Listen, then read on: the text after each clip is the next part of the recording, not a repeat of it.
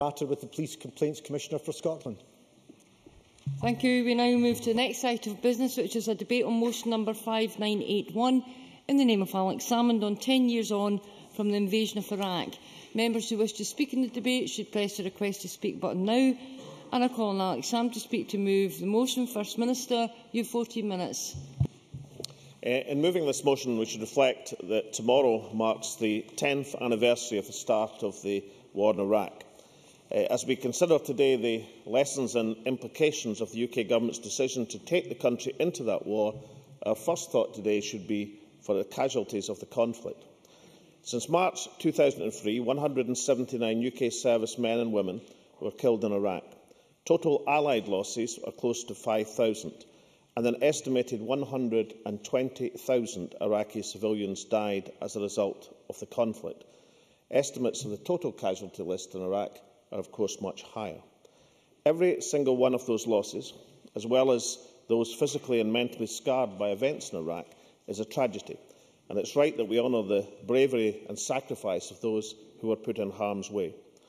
But these facts, raw and shocking as they are, go nowhere near telling the full horror, the true human catastrophe of the invasion and its aftermath. This endures to this day and in many, many ways is incalculable. We must never forget the cost of war, and we must never forget our ongoing obligations for the welfare of our service personnel and veterans. We, all the men and women in our armed forces, we owe them respect, gratitude and support. Last week we had the concern expressed by Labour and Conservative members that we're having this debate at all. It is quite extraordinary that, given the 10th anniversary, given the implications of the war in Iraq, given the events and consequences of that conflict, that anyone in this chamber shouldn't want to reflect on what happened, why it happened, and above all, on what lessons can be learned. All of us should remember that while we as politicians debate these issues, have debated these issues for 10 years, that many tens, hundreds of thousands of people are either not here to debate them because they were casualties of the conflict, or are living with the consequences in terms of injury and disability as a result of the conflict. And we hold this debate as we still await the final report of the Iraqi inquiry established in 2009, led by Sir John Chilcot. That inquiry, established too late and hasn't reported 10 years after the conflict, seeks answers around the sequence of events which took our armed forces into a war which, in my opinion, was illegal and unnecessary. Perhaps some of the reluctance to debate this issue arises from the suggestions in The Guardian, for example, on the 16th of November, that the report had been delayed again because, quote, damning criticism of Tony Blair and the way his government led Britain into invading Iraq and continuing rows over the disclosure of secret documents. It is almost absurd that the only public official who has resigned as a consequence of the Iraq war was Greg Dyke, the Director-General of the BBC. So I welcome the Chilcot inquiry. Indeed, I was part of a motion in the House of Commons in 2006 which tried to force such an inquiry much earlier, which failed by only 25 votes. Just as 10 years ago, I was in the House of Commons debating the question of going to war. In that debate, the former Prime Minister Tony Blair used extraordinary eloquence to justify the conflict. In his speech, he said it was palpably absurd to suggest Saddam Hussein had unilaterally destroyed his WMDs, his weapons of mass destruction. In fact, as we now know, the palpable absurdity was Mr Blair's own. He took the UK into war on the basis of a gross deception and in contravention of international law. We now know that the Prime Minister's statements were inconsistent with the information that he had from intelligence services at the time. We now know that the presentation of the dodgy dossier was deliberately designed to excite fears and to exaggerate the threat to international order posed by Saddam Hussein. That's how the dodgy dossier was portrayed in the press. That's the Evening Standard from September 2002, 45 minutes from attack. The UK bases in Cyprus, according to the dodgy dossier, were under threat from Saddam Hussein when, as we now know, he had no weapons of mass destruction that were capable of being used in the first place. We know that the information from intelligence was exaggerated. Small quantities in the intelligence became major amounts. That the presentation was that the threat was major, when in fact the intelligence said the threat was minor. We also know that eminent figures from the time have said conclusively that the war was indeed illegal. The former United Nations Secretary-General, Kofi Annan, confirmed in 2004 from a United Nations Charter point of view the war was illegal. Philip Sangs, the QC Professor of International Law, described the war as wholly illegal, pointing out it wasn't even justified on the classic grounds of self-defence.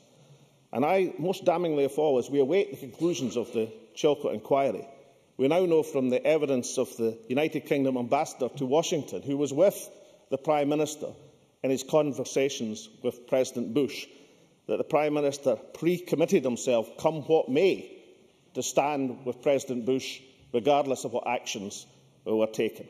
Sir Christopher Mayer says that the then Prime Minister's mistake on Iraq flowed from a black and white worldview that was more evangelical than the American right. Now, that damning account, backed by White House staffers from the time, removes any lingering shadow of doubt that Tony Blair's weapons of mass destruction claims were falsehoods. They were designed as a ruse, as a deception. Most indefensible of all was the justification of war in Iraq on the basis it would reduce the likelihood of a terrorist attack, even though we now know the intelligence services were saying exactly the opposite at the time. So we should acknowledge that within the government of the day, there were those who took an honourable position. The late Robin Cook, Lord Hunt, John Denham, Bon Blizzard, Anne Campbell all resigned from the government and voted against military action 10 years ago.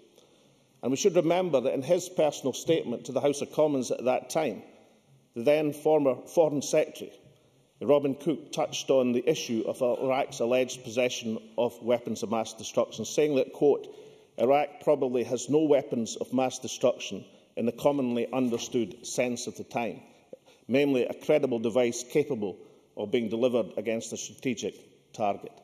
Now, if Robin Cook knew, as he resigned from the government, that the weapons of mass destruction didn't exist, then why didn't the Prime Minister also know, acting on the same information? And let me acknowledge the position of others, the principal position of Charles Kennedy, who was leader of the Liberal Democrats at the time, who expressed the concerns about the legitimacy of military action being taken out with a further Security Council resolution. And let us remind ourselves of the central fact that we fought the war because of an arsenal of weapons that proved to be non-existent, and many thousands of people paid with their lives for that deception. The illegality of the war in Iraq is a disgrace without parallel in modern times. The shame of it will echo down the ages for Mr Blair and all of those who were complicit in sending young men and women to risk their lives on the basis of a gigantic fraud. Sending armed forces into the front line is the most serious and significant choice that any nation can make. I think it's inconceivable that, deciding on these things for ourselves in our Parliament, we would possibly have made such a decision. It is true that this Parliament narrowly, that this Parliament voted in favour, or at least voted against, an anti-war amendment 10 years ago. It's also true that by a very narrow majority, Scottish members in the House of Commons, by a very narrow majority, voted in favour of the conflict. But it is inconceivable that that decision-making wasn't based on the loyalty that some people saw to their Prime Minister and their party, as opposed to a genuine estimation of the reasons for going into conflict. I think it's inconceivable that any Parliament charged with the defence of this country, any Parliament charged in this place, would have possibly voted to take this country into that illegal conflict. I shall. Margaret MacDonald. Thank you, Presiding Officer. While I agree that no Parliament should lend a hand to this, can the First Minister agree with me that there were a great number of people who were severely tested and it was their loyalty that was found to be too strong to the wrong source, and we should feel a wee bit sorry for them now because they know they were wrong? Cabinet Secretary, First Minister. Well, I basically believe that to be the case. was in the... well, I'll answer Margaret MacDonald, then I'll gladly give way to Joanne Lamont. I believe that to be the case. I mean, I was not in this place, but I was certainly in the House of Commons, and I know both of people who agonised over loyalty to their government and their thoughts and conscience about voting in favour of an illegal conflict, and I suspect it was the same in this place as well. Perhaps we'll find out from Joanne Lamont. Joanne Lamont. You ought not to describe other people's motives and how they vote in this place. Can I say for the record that when I voted as I did, I voted on the grounds of listening to the evidence in front of me and on my conscience. And it does you or no one else any service to suggest that when people disagree with you, it's because they're obliged to do so. First Minister. I read the debate, and I remember that Joanne Lamont in that record was first up to advocate and question those who were arguing against the war. But perhaps I can offer conclusive evidence in this very point, because in that same debate, Lord McConnell, as then First Minister, summing up on the side of those who are going to vote against John McCallion amendments, this is his final appeal to gather support in this place. Quote, "When our Prime Minister has recognised public concern and has moved to ask the United Nations to give Saddam Hussein one last chance, we should not undermine his efforts." In other words, the First Minister then's last appeal to gather support was for support for the Prime Minister. And incidentally, we note support to give Saddam Hussein one last chance to stay in power, rendering rather foolish the suggestions that the war can 10 years later be justified in the removal of Saddam Hussein when it was tried to be justified 10 years ago on weapons of mass destruction that do not exist. And for Joanne Lamont should perhaps follow a lesson. Instead of following the lessons from Tony Blair 10 years ago, perhaps she should join our current leader or the then Deputy Prime Minister, John Prescott, who have recanted on their support for war and accepted that the case was never made and they were wrong to do so. I see her shaking her head. Does she want me to read out Lord Prescott's remark as to why he was wrong to support the conflict? So I hope that Joanne Lamont, at some point, and the other remaining, I think, 23 members in this Parliament of 129, who for one reason or another were misled into supporting an illegal conflict with incalculable consequences at some stage, perhaps in voting for the motion today, will find within themselves the courage and integrity to admit that mistake to the Scottish people. We should reflect on what happened 10 years ago, basically for the best possible reasons, to make sure it can't happen again. We should reflect that this Parliament, our nation's Parliament, should take these decisions on behalf of the people. We should ensure that genuine parliamentary debate with proper information comes before a Parliament before a decision is taken to take a country into conflict. We should reflect the best way to fulfil our obligations, as good international citizen, as if participate fully on the world stage. Well, the member says it's a joke. Let him speak and see how funny it is, the people who died because of his votes in this Parliament. Lewis MacDonald. Well, perhaps the First Minister, in his tone of considered reflection on the events of the last 10 years, perhaps he can tell us why he believes that an independent Scotland, as he perceives it, would have access to intelligence and an understanding of international events greater than the United Kingdom. Because if he doesn't have any such argument, then why does he make this case that a Scottish Parliament would be capable of more informed or better decisions than any other? First Minister. Because, as we know, the Prime Minister of the day distorted the intelligence he had.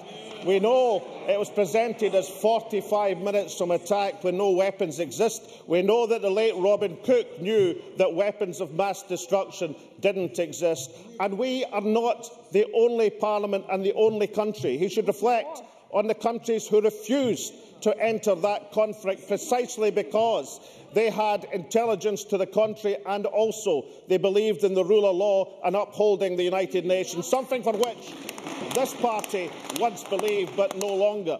There is a point, and I saw the speech from the Prime Minister. I was in the debate 10 years ago, And the Prime Minister of the day was in excellent form. He swept his argument forward. He persuaded many people in the Labour Party to salve their consciences and vote for him in the lobbies. But we now know it was based on a fraud and deception. And what possible excuse can the member have 10 years later, when we know the weapons of mass destruction didn't exist, to still defend taking the country into an illegal conflict and not being prepared to say so?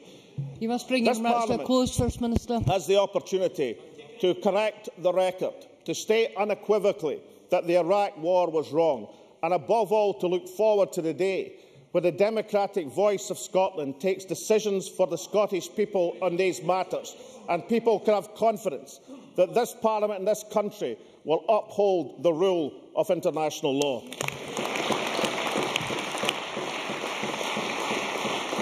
I now call on John Lamont to speak to and move the amendment 5981.2. Mr Lamont, you've got 10 minutes. Thank you, Presiding Officer. I begin my contribution to today's debate by pledging what should barely need to be said, and that is our unwavering support for UK personnel, both military and peacekeeping, who have and continue to serve our country in Iraq and its regions. Their dedication to the United Kingdom, to the values and ideals that we hold so dear, is something that not many of us here today would have the courage or conviction to emulate. Presiding Officer, we have heard the First Minister make his arguments without, it seems, any apparent irony. But I am afraid that when it comes to this matter, the SNP do not rise to the level that the people of Scotland, and importantly, that the people of Iraq deserve. The First Minister's arguments may not have been flippant, but the clamour from his backbenches is surely frivolous. Presiding Officer, when coalition forces entered Iraq 10 years ago, they found a country that had been brought to its knees by tyrannical rule of the kind that none of us here today know what it feels like to live under. What it feels like to live in a country where 180,000 of its citizens were slaughtered in the Kurdish regions in the north, and where at least half that number were slain in the Shia regions in the south. What it feels like to live in a country where it was torture, slow torture, for owning a satellite dish, where opposition to the President warranted execution, where a government so dedicated it was to the rule of brutality established an ad hoc executions committee as part of its campaign against its own population, where women were nothing more than chattels, and where religious, ethnic and political minorities were legitimate targets and dispensable citizens. So grave, Presiding Officer, so unimaginable was the Iraqi situation that as far back as 1999, the UN Special Rapporteur for Iraq warned that the prevailing regime in Iraq has effectively eliminated the civil rights to life, liberty, physical integrity and the freedoms of thought, expression, association and assembly. I will give way later, but I want to make some progress, if I may. Presiding Officer, I state at the outset that 10 years on, the situation in Iraq is far from ideal. Violence levels remain too high, political unrest is too common, and the persecution of religious and political minorities continues to occur. Only today we hear of bombings in Baghdad claiming at least 48 lives. Mr Salmon did not mention this today, but I am sure that all members here today condemn this in the strongest possible terms, and the possibility of delays to April's elections. However, Iraq has now got a democratic constitution, and its people have exercised the most fundamental democratic right 3 times since 2005 by voting in elections. Almost $1 trillion has been spent on reconstruction, building new schools, hospitals and airports, and overseas investments in the economy increased by 40% last year. We now see in Iraq where democracy is beginning to flourish. The economy is slowly prospering, civil society is beginning to blossom, and where the rights and liberties of its citizens have at least a chance to regenerate, and all because Saddam Hussein is no longer there. But, Presiding Officer, the quietism, the opposition of those such as SNP when it came to Iraq meant that for far too long tyrannical rule of the most unimaginable kind continued. That for too long international words of condemnation were unmatched. The member is not giving way. Resume your seat. That for too long international words of condemnation were unmatched with meaningful international action. that for too long the Iraqi people suffered under the very sanctions that were supposed to protect them. I will give way just in a minute. Let me finish my point. That too long the Iraqi people suffered under the very sanctions that were supposed to help them. And for too long, Kurds in the north and Shias in the south continue to fight a tyrant that we should have been fighting ourselves. I've given way to the First Minister. Some of us who have consistently opposed Saddam Hussein's murderous regime over the years remember that Tory ministers visited him to talk about arms months after he slaughtered the Kurds. The casualty rate in Iraq is 300 a month at the present moment, which is not really described in the words far from ideal. But all of that being true, why then, on the eve of war, did those supporting the war in Iraq say that Saddam Hussein could stay in power if only he would give up his weapons of mass destruction? John Lamont. I did not say that, First Minister, and I do not dispute that the situation in Iraq is ideal today, but it is improving and it is better than it was. And if it comes to a choice between Saddam Hussein and freedom, the First Minister's choice may be Saddam Hussein, but my choice is always going to be freedom. It was essential, Presiding Officer, it was essential that Iraq was removed from the sole ownership of Saddam Hussein and its people were moved into a post-Saddam era. Saddam Hussein's government was, I suggest, a government devoid of any legitimacy, and the state was one that had, on any measure, lost its sovereignty. It had engaged in repeated aggressions against neighbouring states, on one occasion not only invading but attempting to annex an entire country as part of its empire. It had violated the Genocide Convention, which I remind this Parliament the United Kingdom has signed, and the exhaustively documented Anfal campaign, which saw 180,000 innocent Kurds tortured, gassed and executed. It had been serially convicted. I'll give way to the Minister. Would you be able to tell us who armed Saddam Hussein to use those weapons against his own people? Would you like to tell us that? John Lamont. I'm sure that Saddam Hussein had various sources of his weaponry, but that does not make it right. That does not make it right. It doesn't make it right that these actions were allowed to continue for as long as they were. Iraq had been serially convicted of harbouring and giving aid to international terrorists, and it was a regime which paid bounties on the heads of Palestinian suicide bombers in Israel. It was a regime that had repeatedly used weapons of mass destruction on its own people, as well as those in other territories, that had in the past actively attempted to conceal its weaponry, and that had repeatedly and flagrantly flouted internationally imposed sanctions on nuclear and non-nuclear proliferation. When it came to weapons of mass destruction, Iraq was a latent, if not a patent threat, but we can now say with certainty it is no longer a permanent one. Presiding Officer, this was a regime which was no longer entitled to the benefit of the doubt, and it was a country the future of which could not be a matter of indifference to us, as it seemed to be for some members in this chamber. Intervention was not only necessary, not only essential, but because of Saddam Hussein's own record, his decisions, it was inevitable. We brought one of the world's greatest war criminals to justice. We put him, as well as the perpetrators of the Anfal campaign, on trial in a dock and brought justice to the Iraqi people. Does the SNP and Alex Salmond think that this was nothing? We brought civil liberties, basic human rights and the entitlement to an elected government by the people to serve the people back to Iraq. Does the SNP and Alex Salmond think this was nothing? But most of all, Presiding Officer, those of us who supported the intervention in Iraq got to see what Christopher Hitchens described as what a people look like when it has been liberated.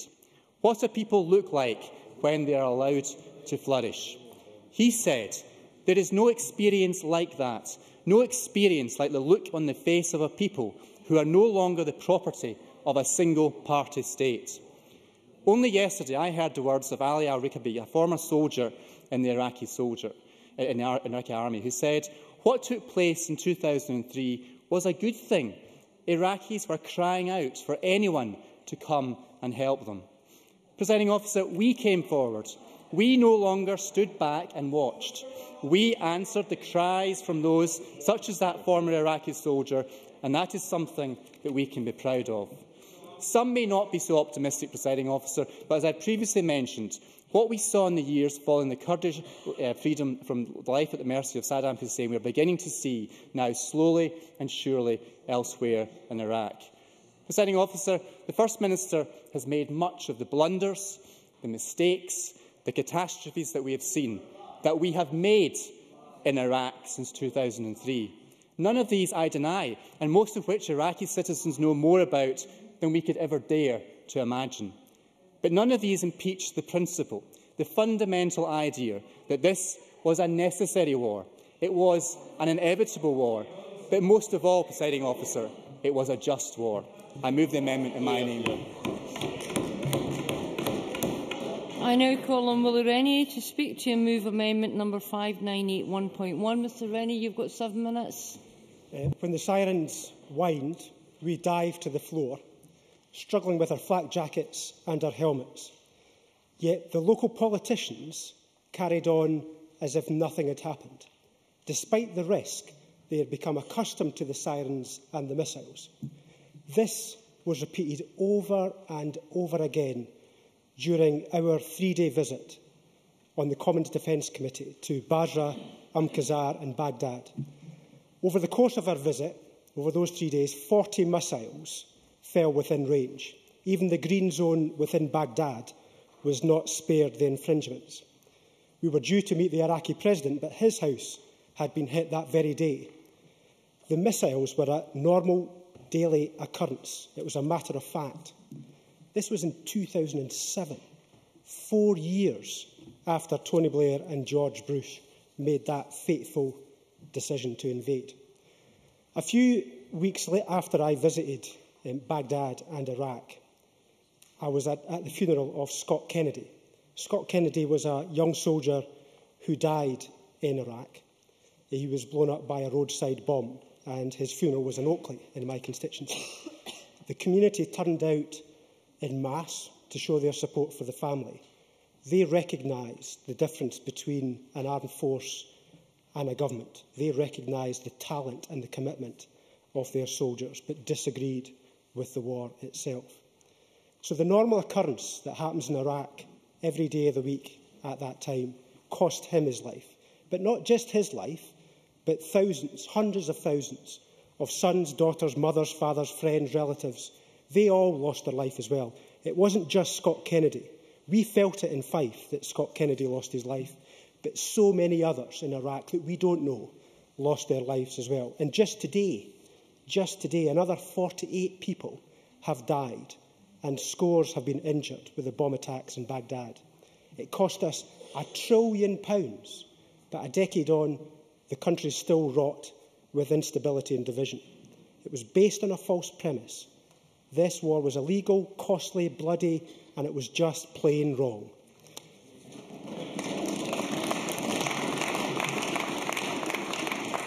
Although I'm proud our party opposed the war, I'm more ashamed that our country went to war in Iraq. And it was a war that secured the support of the UK Parliament and this Parliament that voted for the war. And for that, I'm ashamed that that happened.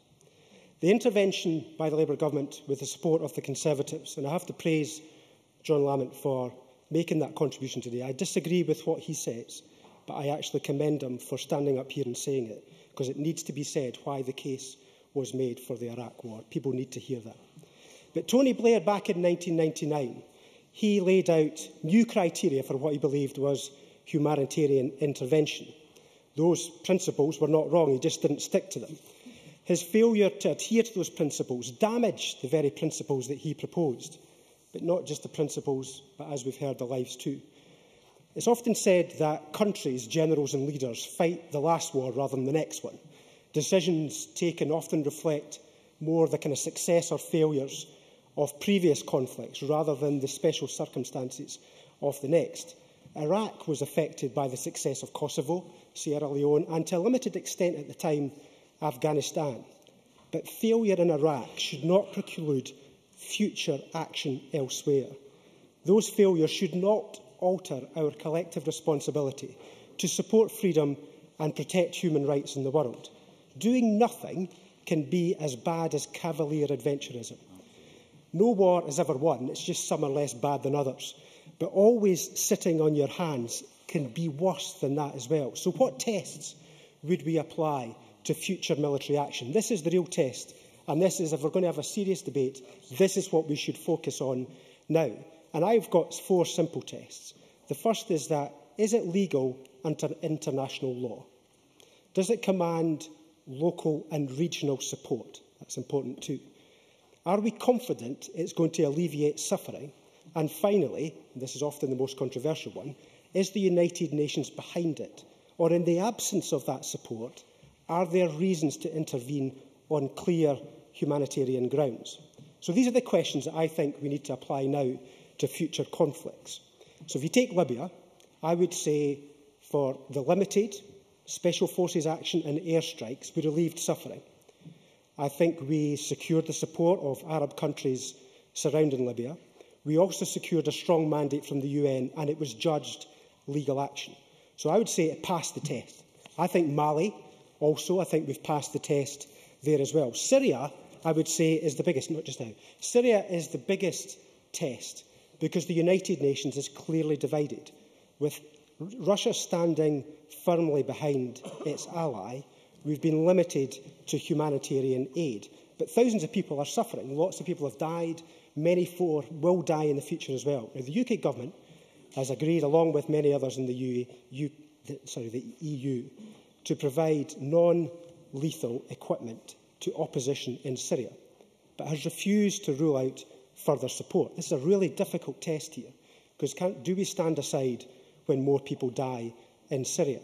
But we need to constantly reapply the test that I set out there, talking about whether we have regional support, UN support, whether it's legal, but also whether we have the UN support as well. Now, 1 million British people marched against the war in 2003. I was supporting them. They weren't duped by the deception and cruelty of Saddam Hussein. They weren't. But what they couldn't understand was why the containment and deterrence approach was to be abandoned. And they didn't also accept that military intervention was justified. So they didn't believe Saddam Hussein was a good guy. They believed that actually the current measures that were being taken were sufficient at the time, and they were not convinced by military action. They feared the wider consequences in the Middle East, for Israel and Palestine, but also for the Iraqi people. They were anxious about Bush adventurism and the revenge for the perceived failures of his father. They were concerned by the actions of a seemingly over-compliant UK administration, too eager to please George Bush. It's a shame. It's a shame that this Parliament and the Westminster Parliament didn't listen to those people more carefully. So for Scott Kennedy and the hundreds of thousands who've lost their lives, it's imperative we study our history and we learn our lessons. That could be their legacy. Thank you. Thank you very much. I now call Joanne Lamont to around 7 minutes, please. Thank you very much, Deputy Presiding Officer. Can I say that I'm struck both in the speech from John Lamont and Willie Rennie about the seriousness with which they have engaged in what is, we should reflections be, after 10 years. I am deeply disappointed the First Minister has simply chosen to turn this into an argument for independence. He made the point himself. He said that the argument for independence is that we would not have done what happened 10 years ago. The issues are far more serious than that. The 10th anniversary of the start of the Iraq War is an opportunity to reflect on the many issues: the bravery and sacrifice of our armed forces, the impact of conflict on civilians, the role of our international institutions can and should play in tackling conflict in the world, and how we protect the world's citizens from fascist and despotic rule. It must too be an opportunity to applaud those who now seek reconstruction of Iraq, and also an opportunity for us to commit in this Parliament to do what we can to support our armed forces and our veterans, who too often bear the mental scars of time in conflict. Iraq represents one of the most difficult issues I have ever had to address, and frankly, I did not require a debate in this place in order to reflect upon it. As a politician, as someone interested in how political power is used and abused, and as someone who, like everyone in here yearns for a more stable and equal world, we must reflect on the lessons of Iraq. And I am genuinely disappointed that the First Minister did not take the option of a debate without emotion, so that we could come together genuinely to wrestle with the challenges that the Iraq war and the important issues of intervention, tackling human rights abuses and fascism present to us. We shall be abstaining on the motion and the amendments. In preparation for this debate, amongst other things, I read again the debate in the Scottish Parliament in early 2003 and was struck in reading my own speech, the troubled view I had about what option should be taken. That was an uncertainty that was reflected in debates across the country. It wasn't particular just to this place. This debate at that time did divide families. It divided mine. It divided parties, although not apparently the SNP. It divided communities. But that was a division not between the peace-loving and the warmonger, the good and the bad, the pro-Blair and the anti-Blair, the pro-American and the anti-American. It was a division between what, on balance, people believed to be the better thing to do. Not the right or the wrong thing to do, but the better thing to do in the most difficult of circumstances. And I have always respected the views of those who did not agree with me then, and I respect their views now. I only ask that people believe that the motivation of those who, in the end, did support the war, did it for the best of motives and not for the worst. My position ahead of the invasion... Reedy, please sit down. Members not taking the intervention. My position ahead of the invasion was always under revision, but if I can describe it in this way. Having, as a young woman, opposed the first Gulf War and watched the slaughter of the Kurds by an emboldened Saddam Hussein when Bush stopped at the border, my own thinking was focused on how we protected ordinary Iraqi people from torture, abuse and genocide. And I found Anne Clwyd MP's position compelling, a woman who over a number of years had fought internationally to have a recognition of what was happening to the Kurds and their abuse, that the scale of terror that they were facing needed international action and that it could not wait. Christina McKelvey. I thank the member for giving way on that point, and I don't doubt for a second Joanne Lamont's commitment to human rights, but she says that this was on the best of motives. Would that motive be the regime change that was about human rights, on harassment on the street, restriction of movement, sexual assault, domestic violence in the new Iraqi penal code, which allows husbands to discipline their wives by any means, and the poorest women and girls exposed to trafficking? That's Iraq today. That is not what I expect you to be supporting, Ms Lamont. Joanne Lamont, please speak through the chair. I will never, have never supported the kind of abuses you describe. The point I'm making is that Anne Clwyd MP made the point 10 years ago that these people could no longer wait. She did not rush to judgment. She did not want the Iraq that you describe. She is deeply committed on human rights, and it's offensive to suggest that if we don't agree with you on what happened 10 years ago, we want that conclusion now.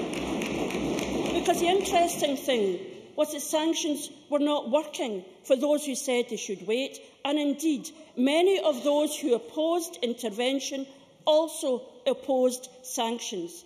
This debate for me was never about weapons of mass destruction, but it was about humanitarian action and the importance of addressing these concerns. Order.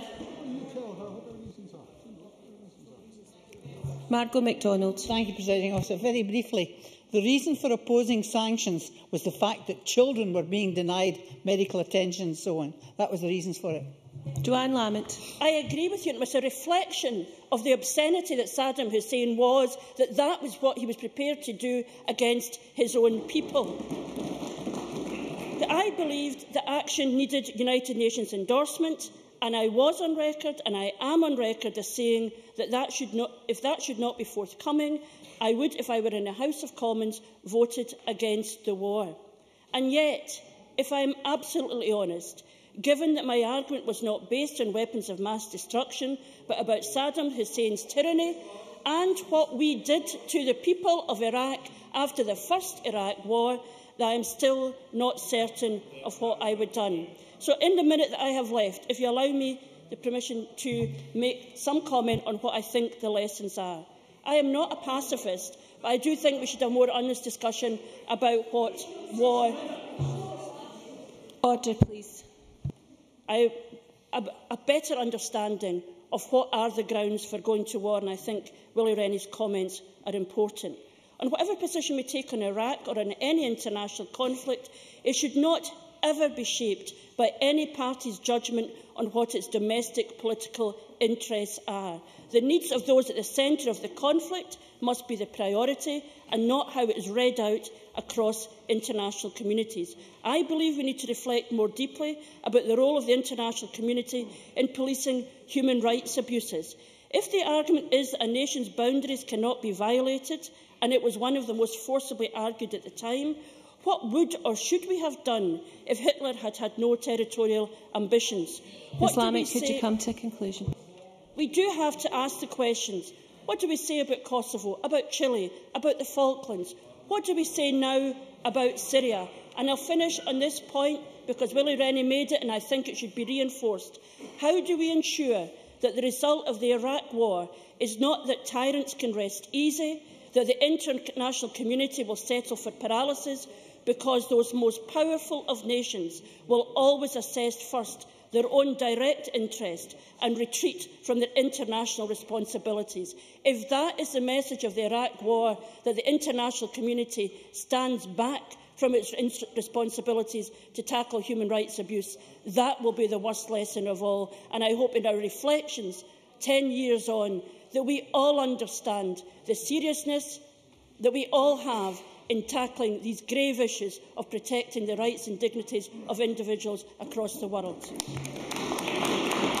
Thank you. We now turn to the open debate. Speeches of 6 minutes and a very little amount of time for interventions. Can I remind members to speak through the chair and call each other by their full names, please? Christine Graham, to be followed by Mark Griffin. Thank you, Deputy Presiding Officer. 10 years on from the beginning of the war in Iraq, and the words of Tony Blair that this was our finest hour ring as hollow and false as the day they were uttered. I will address the grave accusation at the feet of the Blair government that it was not only illegal in international law, and can I say in passing that regime change per se is illegal in international law.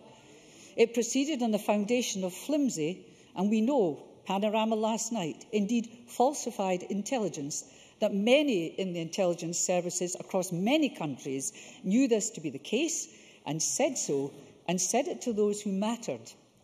That the decision to support a gung-ho US president with an election to face, Stetson on, holster straps and guns loaded, had been made by Blair in a visit to Camp David before any dossier, dodgy or otherwise, had made any appearance in any of its draft forms. That no plans post-invasion had been given any considered thought, and it was not done in the name of democracy. Saddam Hussein was not only an old ally of the US, but a good customer, but it was done for oil. Illegal, not my words, but the words of Kofi Annan. Illegal, not my words, but the words of Hans Blix. Illegal, without a second UN resolution sanctioning intervention, originally the opinion of Lord Goldsmith, Attorney General under Tony Blair. How do I know? A memo released under the orders of Cabinet Secretary Sir Gus O'Donnell, written on January 14, 2003, stated, quote, "My opinion is that Resolution 1441 does not revive the authorisation to use of force in the absence of a further decision of the Security Council." The memo also made clear that Lord Goldsmith found arguments in favour of a war without the UN resolution, quotes, unconvincing. But later, how shall we say, this was modified. The intelligence that there were weapons of mass destruction, including mobile chemical weapon capabilities, was produced by a man whom the German intelligence service regarded as unreliable and was disproved easily by aerial photographs. Evidence from much more serious sources discounted. Why? Because come hell or high water, the facts had to be stretched to fit a political decision already taken. Even just before the invasion, Hans Blix declared there were no weapons of mass destruction to be found. David Kelly, chemical weapons expert, discounted the existence of chemical weapons. He was found dead after brutal questioning by a Westminster committee. As for the 45 minutes warning that weapons could be directed at the West, everybody who knew anything, and there were lots of people, knew this was arrant nonsense. Nothing, not even a million marching against the war, could get in the way of Blair's determination to give a US president cover. War had been declared long before intelligence was gathered, dossiers were published. It was on bullish Bush agenda. Blair must have turned a deaf ear, a blind eye to anything that got in the way of supporting that agenda. No wonder the Chilcot inquiry is being muzzled where it matters. What had Blair promised Bush at Camp David? What was the deal? After 9/11, Bush lumped Hussein into the same camp as al-Qaeda, though the Iraqi president was at the other end of the religious spectrum, and in true Hollywood tradition, pronounced an axis of evil, all culminating in the hauling down of that monstrous statue of Saddam Hussein in Baghdad, that iconic moment beamed round the world. The US had ridden to the rescue, the White Hats had won. Job done. Remarking on the looting and chaos of what followed, with no plan to keep policing or government structures in place, Rumsfeld remarked, "Stuff happens," and of the innocent who died or mutilated by the bombing, just called it collateral damage. No wonder Sir Mike Jackson, head of the army at the time, was to describe Rumsfeld as intellectually bankrupt. And Lord Dannatt, who succeeded Jackson, said, quote, "The real failure was a failure to plan properly, that into the power vacuum created, al-Qaeda and others moved in." What an irony. So it wasn't for democracy. It had nothing to do with 9/11, but for oil. Before the 2003 invasion, Iraq's domestic oil industry was fully nationalised and closed to Western companies. 10 years on, it's largely privatised and dominated by foreign firms, including Halliburton. The Texas-based firm Dick Cheney ran before becoming George W. Bush's running mate in 2000. And it's no accident that Exxon, Chevron, BP and Shell spent more money to get Dick Cheney and George W. Bush elected than they'd ever done before in 2000. With almost $1.2 billion in revenues from contracts related to Iraq in the third quarter of 2006, it led one analyst to comment, "Iraq was better than expected. Overall, there's nothing really to question or be sceptical about. I think the results are very good." No, it wasn't in our name, Tony Blair, complicit in this crime, nor in the name of the millions who marched, nor the soldiers in their thousands, and the tens of thousands of Iraqis who have died. It was in the name of oil, big oil. Thank you very much. I now call Mark Griffin to be followed by Bruce Crawford. Thank you, Presiding Officer. I normally start speeches in this chamber by saying I welcome the opportunity to speak in the debate. And to be honest, looking at the title of the debate, 10 years on from the invasion of Iraq, I would continue to do so. What I fear, though, is that actually it will have been more appropriate to name the debate 10 years on from the last debate in the Scottish Parliament on Iraq.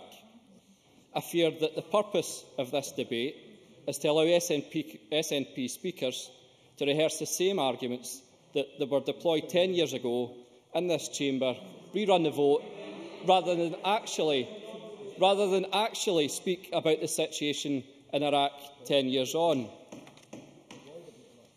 Members might wonder why I have this fear, but you only need to take a quick glance at the SNP website and the press release regarding the debate today to see why. These releases demand apologies and explanations from individuals who took part in the debate 10 years ago, rather than focus on the real issues facing Iraq 10 years on. The title of the SNP press release speaks for itself.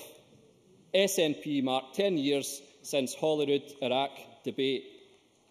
A member so full of their own sense of importance that we have a debate to mark the anniversary of a debate, rather than speak about the real issues facing another country and its people.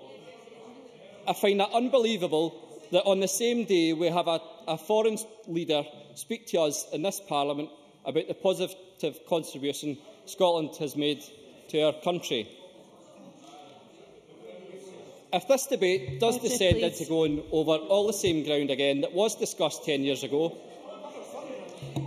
then we'll have missed their opportunity, an opportunity to state our support for the families of those soldiers who lost their lives, an opportunity to state our support for the families of the Iraqi civilians who lost their lives, an opportunity to state our support for the troops who have returned to Scotland and are coping with issues relating to combat stress, and finally an opportunity for us to actually talk about Iraq 10 years on from the invasion, about what we can do as a country to contribute towards the regeneration of Iraq, how we can support its citizens to make them feel more confident and secure in their own country and with their country's place in the world, and how we can support them as a new democracy by offering advice from another relatively new Parliament and Government. I take Mr Gibson. Thank you very much, Mr Griffin. I appreciate your intervention. Can you tell me what's happened to the Christian community in Iraq over the last 10 years, and also the Yazidi, the Mandaean and other religious minority communities since the invasion? Mark Griffin.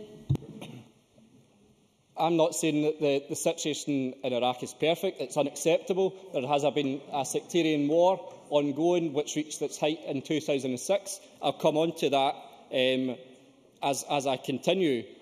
I don't think that even the most ardent supporter of the invasion of Iraq would consider the situation we have today to be acceptable. But similarly, I don't think that even those who were the most vocal critics would consider that there haven't been improvements in the country since the invasion and the fall of Saddam Hussein's regime.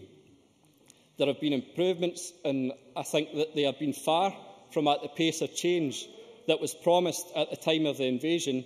Issues of sectarianism that the member does raise have blighted Iraq, and although it isn't at the height of the violence in 2006, still far too many people die every week in religiously motivated attacks, and we're seeing more news of deaths today. Now, I grew up with an awareness of the situation in Iraq, which was probably more than most people my age.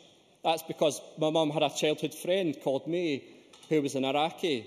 Now, it's hard to imagine that growing up in the streets of Denison in the 60s that your best friend would be an Iraqi, but there you go. May had to move back to Iraq when she was young, and my mum would often talk about her friend whenever there were reports of Iraq on the news. She would often wonder and hope that May would be okay, whether she'd still be alive, since her family were one full of academics, which were considered a threat to the regime. May did survive, was able to move back to the UK after the Iraq War, got back in touch with my mum, and has spent the past 2 Christmas holidays with my family here in Scotland. She's spoken at length of the conditions the Iraqi people were living in under Saddam, and how things are now for her family who still live there.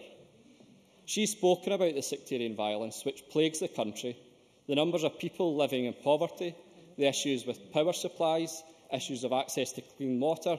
And, Presiding Officer, these are the issues which should be dominating the debate this afternoon. How can we as a country support Iraq to address some of those issues and help boost the confidence and pride in the country, which is clearly evident when I've spoken to people from Iraq and has been displayed in a number of documentaries and newspaper features marking the anniversary of the war? Air links to Iraq are still not well developed, since it's only a matter of weeks ago that Iraqi Airways flew its first London-Baghdad flight, connecting the Iraqi capital with one of its largest populations outside the country. Grid electricity is only supplied for around 12 hours a day in an energy-rich nation because of slow progress in rebuilding power stations, and the promised construction boom, which was supposed to kick-start regeneration of much of the country affected by war, is still at the planning stage.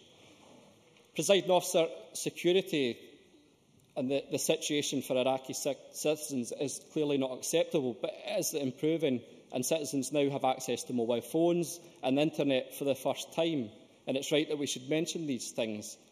But 10 years on from the invasion of Iraq, the focus must be on how we can support the continued regeneration of the country and its people. Thank you. Thank you very much. I now call Bruce Crawford to be followed by Drew Smith.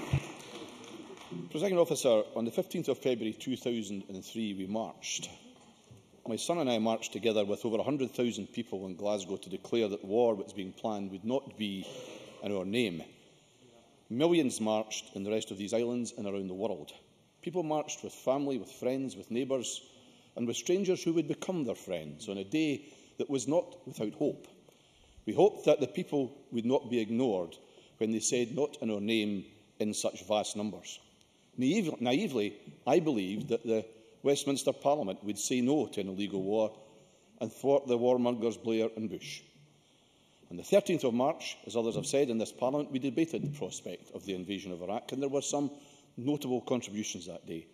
In particular, I recall the intellect and passion of the speech of George Reid, who said, "War looms as a Prime Minister prepares to bypass United Nations."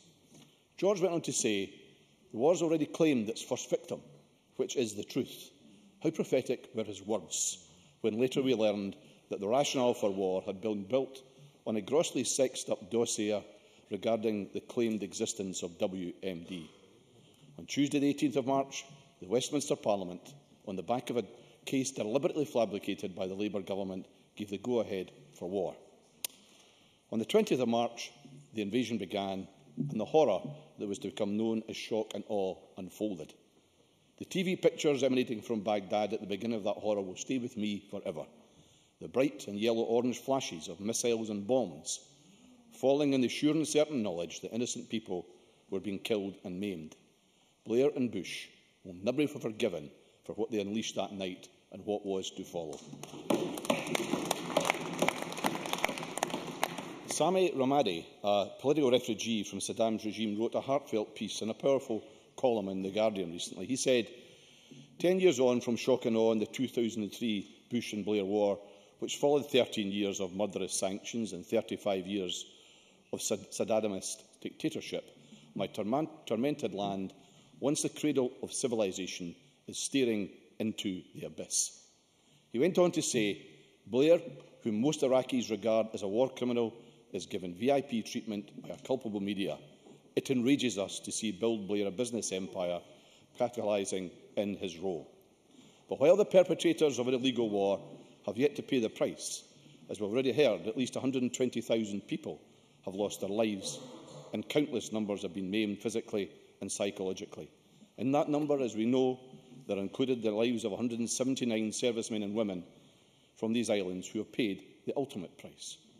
Now, of course, the war has not been consigned to history, as the dead are still being counted. The explosions and shootings continue to kill the innocent. It is the innocent I want to turn to, and the impact of the children of that region. The children of Iraq have been grossly failed of even their most basic rights in accordance with the UN Convention on the Rights of the Child. The Convention is clear about the need to protect children's rights to life, physical, mental, moral and spiritual development in a safe environment.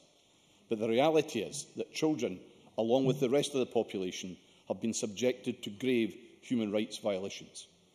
As a result of the occupying powers' policies, the social fabric of the country has been changed. Divide and rule tactics along ethnic and sectarian lines have been used to break up the country as occupiers failed to contain insurgents. Indiscriminate bombing of residential areas has destroyed purification systems and health and educational facilities.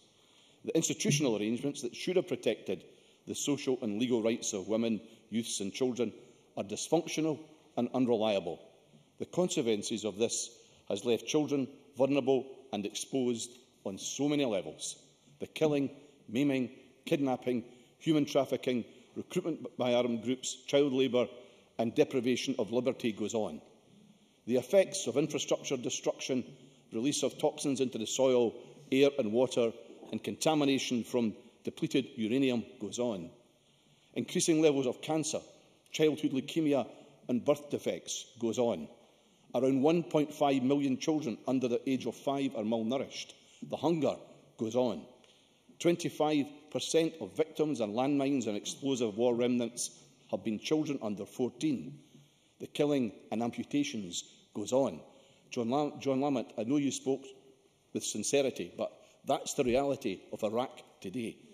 The horror for the children of Iraq goes on because Bush and Blair tried through the vanity of their power to shape a new world order.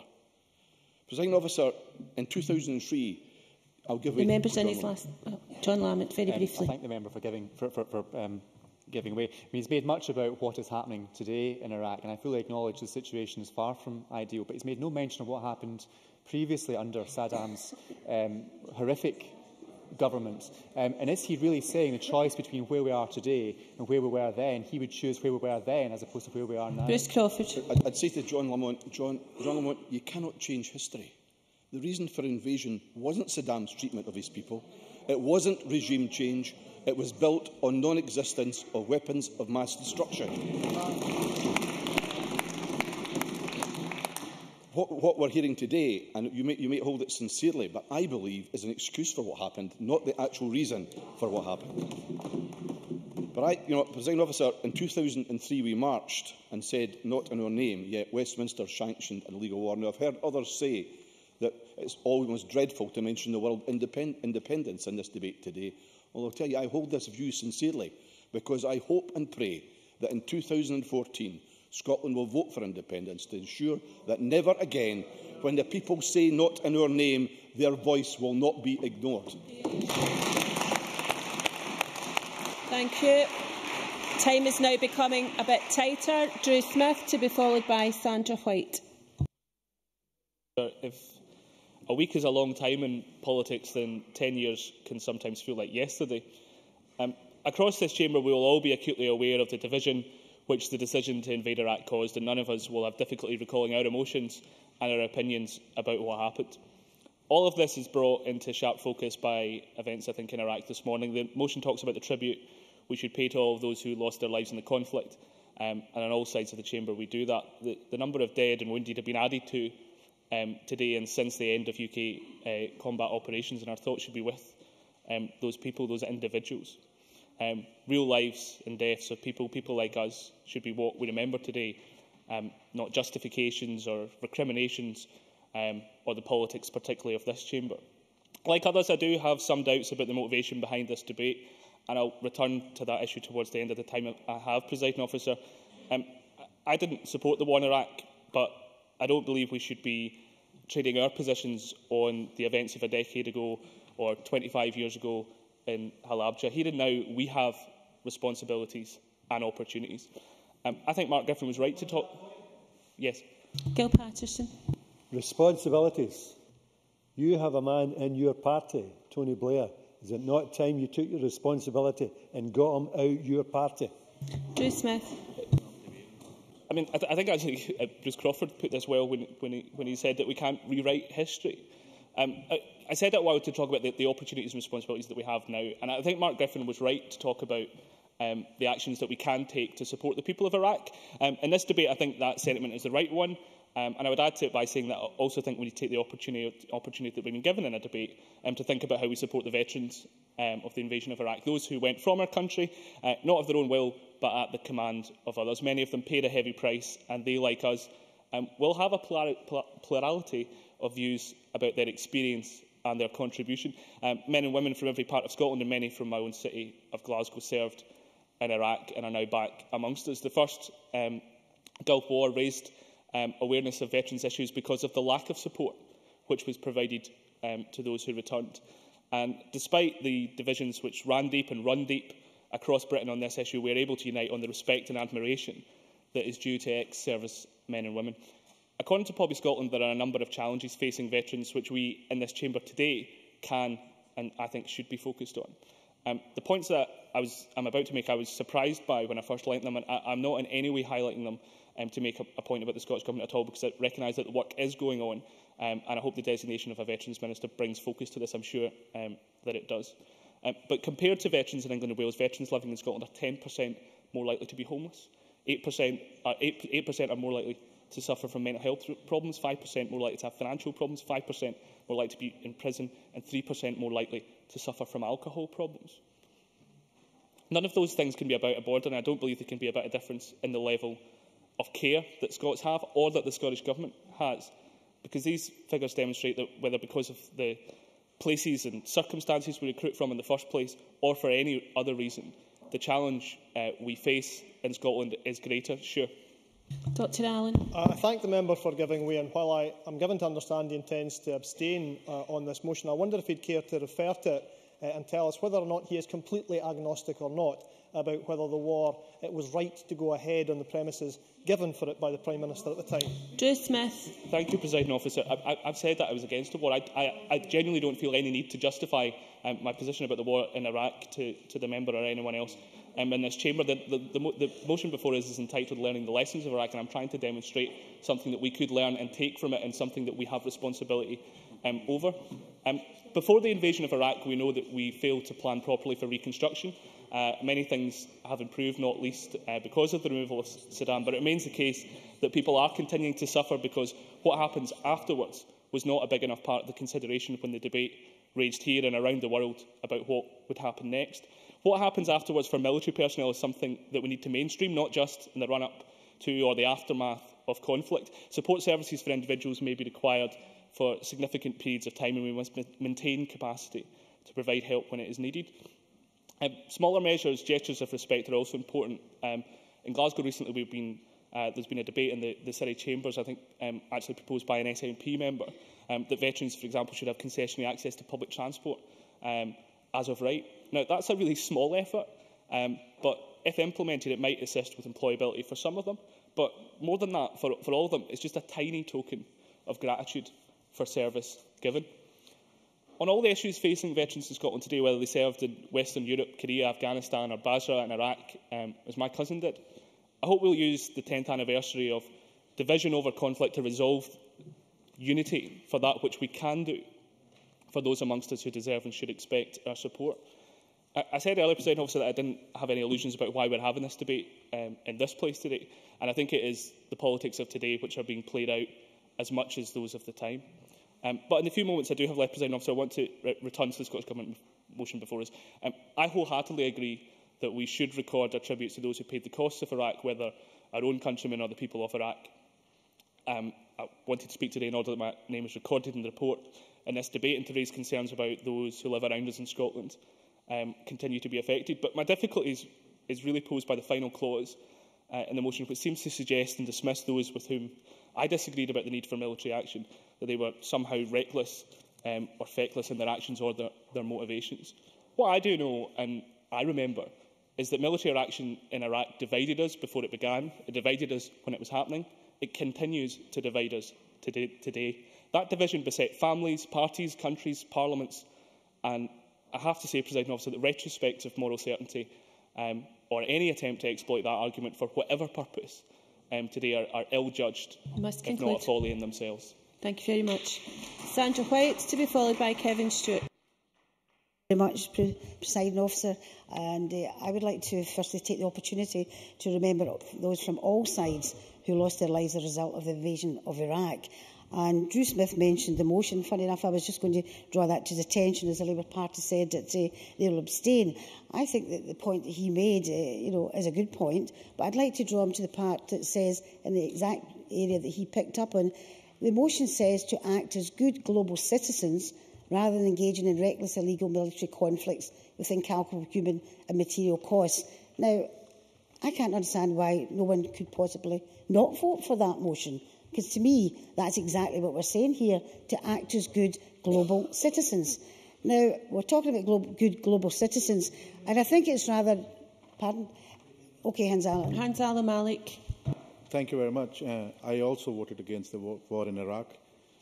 But unlike many in the chamber, I've actually been to Iraq since the war. What I want to know, what have you actually done to improve the life of the citizens of Iraqis today? Sandra White. I think perhaps it's maybe the debate. I've not got enough time to tell you what I've actually done in Iraq, such as fundraising, speaking to people. I think you'll also realise, coming from Glasgow, that we have many Iraqi refugees in Glasgow caused by the illegal war in Iraq who are still suffering. So I'd like Hanzala Malik to remember that.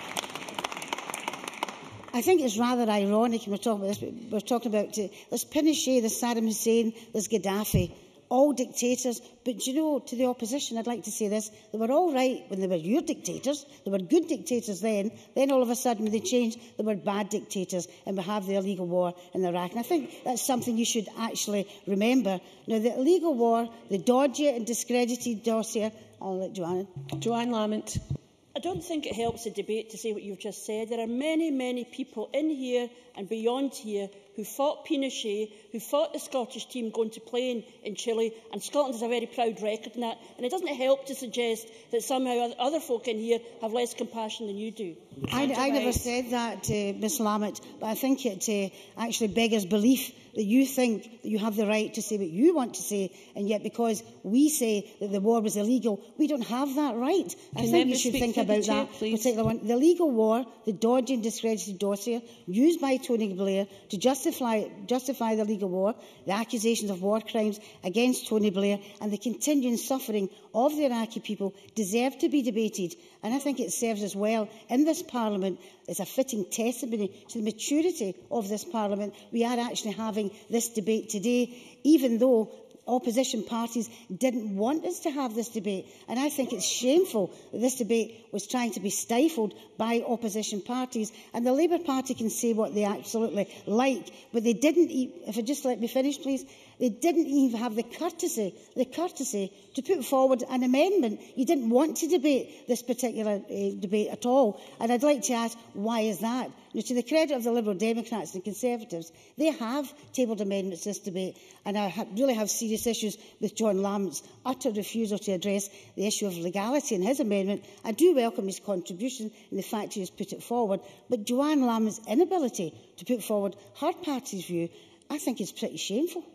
Do you know that the Labour Party really needs to do some soul-searching? It's moved so far from its founding principles, it's barely recognisable anymore. Now, we know that the Labour Party and Joanne Lamont supported the Iraq War. However, millions of people in Scotland and throughout the world did not, and they took to the streets in protest against it. And I would ask right here and now, with all the evidence we now have to say it was an illegal war and people are still suffering, do they still support it? They still support the fact that they voted for that war. Now, Joanne Lamont, in her opening remarks, said that we should talk of important issues. I mean, does that mean, actually, that these issues that we are talking about just now, the illegal war, are unimportant? Fundamentally, I disagree with that. I think the questions that we are asking today are important and they should be asked and we should have answers. Was the war illegal? Yes, it was. And without popular acknowledgement of this, we run the risk of simply accepting that illegal actions are part of our world today. And yes, it's okay. We've already seen the consequences of this thinking, and they're making our world much more dangerous rather than safer. As we acknowledged by credible intelligence at the time, there was no weapons of mass destruction, that others have said as well, and the invasion would lead to a fracturing of Iraqi society and an upsurge in terrorism across the whole region, a concern that surely we can all agree on has been borne out on the ground just now. We've also seen a huge increase in the use of torture and drone strikes with a blatant disregard to international law. And I think that's something we really have to look at. Does silence imply complicity? Perhaps not. But by not speaking out against what we believe to be wrong, we send out a clear and unequivocal message that these illegal wars will not be carried out in our name, and we will accept our duties under international law. I'm sorry, I've not even got a minute to finish it. One of the main sources of information used to justify the war in Iraq has subsequently been linked to use of Scottish airports, who facilitated the transfer of interrogators to Egypt, where through torture the suspect claimed that Saddam Hussein and Al-Qaeda were in league in producing weapons of mass destruction, a claim repeated by George Bush in October 2002 as a pretext for going to war in Iraq, then Colin Powell in front of the UN, and finally parroted by Tony Blair. In conclusion, Presiding Officer, I would like to see us look at these rendition flights. We did say in this Parliament we would have an investigation into them. We haven't to this date, but I would like to think we will have an investigation into the illegal war and the illegal rendition flights. And I thank you very much, Presiding Officer. Thank you. I now call Kevin Stewart to be followed by Jenny Mara. Thank you, Presiding Officer. First of all, I should say that I'm not a pacifist. I'm not sure if there is such a thing as a just war, but I am of the opinion that some battles need to take place for the good of humanity. But 10 years ago, I marched in Glasgow to say, "Not in my name." As a young loon, I went to the Cowdray Hall Lion in Aberdeen every Remembrance Sunday. First of all with my grandfather, then with the Boys Brigade, and then with the Air Cadets. For me at that time, I was showing my respect for the men and women that had fallen in wars which had long since happened, and for a young boy in the 70s and early 80s, the First and the Second World Wars, and even the Korean War, seemed like light years in the past. In 1982, the Remembrance Ceremony was more poignant, as we thought of those that had been involved in the Falklands conflict. However, in recent times, the act of remembrance has changed dramatically as we think of the members of the armed forces that have given their lives in Afghanistan and Iraq. The Cowdrey Hall War Memorial, the MacRobert Memorial Garden and the many memorials in the Duthie Park in Aberdeen are now joined by the Alan Douglas Park, which was named after a young Northfield Lance Corporal who was killed in Iraq on the 30th of January 2006. Alan Douglas was on a routine patrol in Almara when he was shot. Despite receiving medical attention, he later died of his injuries. Presiding officer, I spoke to Alan's mother, Mrs Douglas, this morning to seek her permission to speak about her son today. At the time, Mrs Douglas expressed her anger over the death of the son who just loved life. He just lived for life. The Douglas family had last seen Alan when he came home for Christmas. He did not want to go back this time. He'd seen enough the first time he was over, she said. He said it was a waste of time people being there. He just really didn't like it at all. She went on. I did not want him to go there at all. It wasn't his war. We were not very happy that he had to go there. I think it's a damn disgrace. They should not be out there at all. I do not think Tony Blair should have put any young kids out there. There's been so many of them killed. Naming the park after Alan Douglas is a fitting tribute to a brave young man and his family from a community who share their loss but will never truly understand their pain. Families, friends and communities in Aberdeen, right across these islands and throughout the globe, have been touched by the war in Iraq. Many grieving parents, spouses and children find it difficult to comprehend why it is that their loved ones were killed or maimed. Casualty numbers vary, but the costsofwar.org website states that there have been more than 189,000 direct war deaths, with at least 134,000 civilian kills. It states on the website that it would not be surprising if indirect deaths were 2 to 4 times the number of direct deaths due to violence, reaching as high as 536,000 indirect deaths above the 134,000 civilians killed directly by violence. And a 2011 survey conservatively estimated that between 800,000 and 1 million Iraqi children have lost one or both parents. Why? The Guardian's coverage of the Chilcot inquiry on Tuesday, the 25th of January 2011 states, 2 former Cabinet Secretaries, the country's most senior civil servants, mounted a devastating critique of the way Blair handled the run-up to war. The Cabinet were trapped in a position where they had to agree to attack Iraq or bring down the Prime Minister the inquiry heard. The Guardian said that today's witnesses disputed Blair's claims to the inquiry last Friday that Cabinet Ministers might not have seen official papers but would have known about plans from the media. None of these key Whitehall papers were presented to the Cabinet, so I do not accept the former Prime Minister's claim they knew the score. That isn't borne out by what actually happened, said Lord Turnbull, who was then Cabinet Secretary. Lord Wilson, his predecessor, told the inquiry that if asked whether there were proper Cabinet decisions in the run-up to war, he would say emphatically not. He said he remembered saying in March 2002, a year before the invasion, "There is a gleam in Blair's eyes that worry me." If only the Cabinet had the guts to challenge Blair and to seek all of the relevant information, and MPs had taken a principled stand, we would not have had to face the unjust, illegal war in Iraq, which has led to the deaths of tens of thousands of Iraqis. We would not be mourning the recent deaths of young service personnel at war memorials each November, and the Douglases would still have their son, Alan.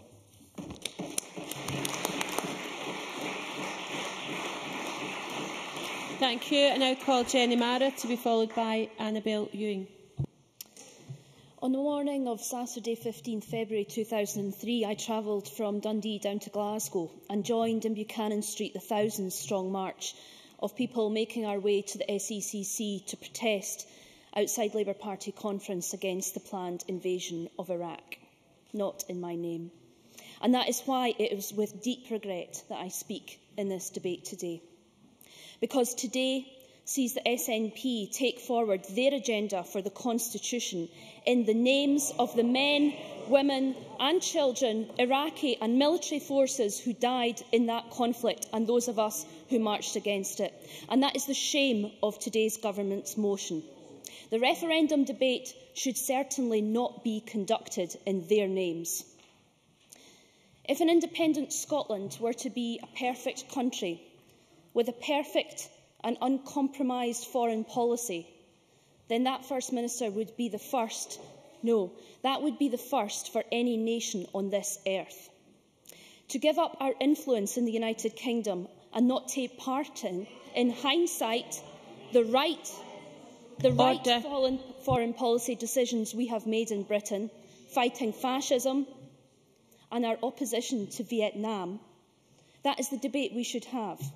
Because these issues are never easy and never come with the benefit of hindsight. A just war or an illegal war, and those in between, the myriad of opinions on the First Gulf War, Kosovo, the independent Republic of Ireland's neutrality in the face of fascism. And already in this Parliament, Presiding Officer, we have seen the First Minister in difficulty when faced with complex issues of international diplomacy.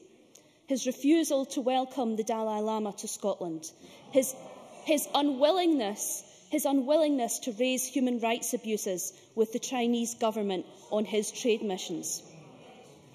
If the SNP are saying that we would have a better foreign policy if we were independent, then that is a point that we must debate seriously. But I would suggest to them that that debate should take place in a positive manner, setting out an agenda for the future, and that campaign should take place in communities up and down this country, because in the meantime, this Parliament has a job to do looking for solutions for the struggles that are facing our communities today. Mr MacDonald, the member's not giving way. The beginning of the war, of any war, its ending, its reasoning, these are no causes for anything apart from sober remembrance and reflection.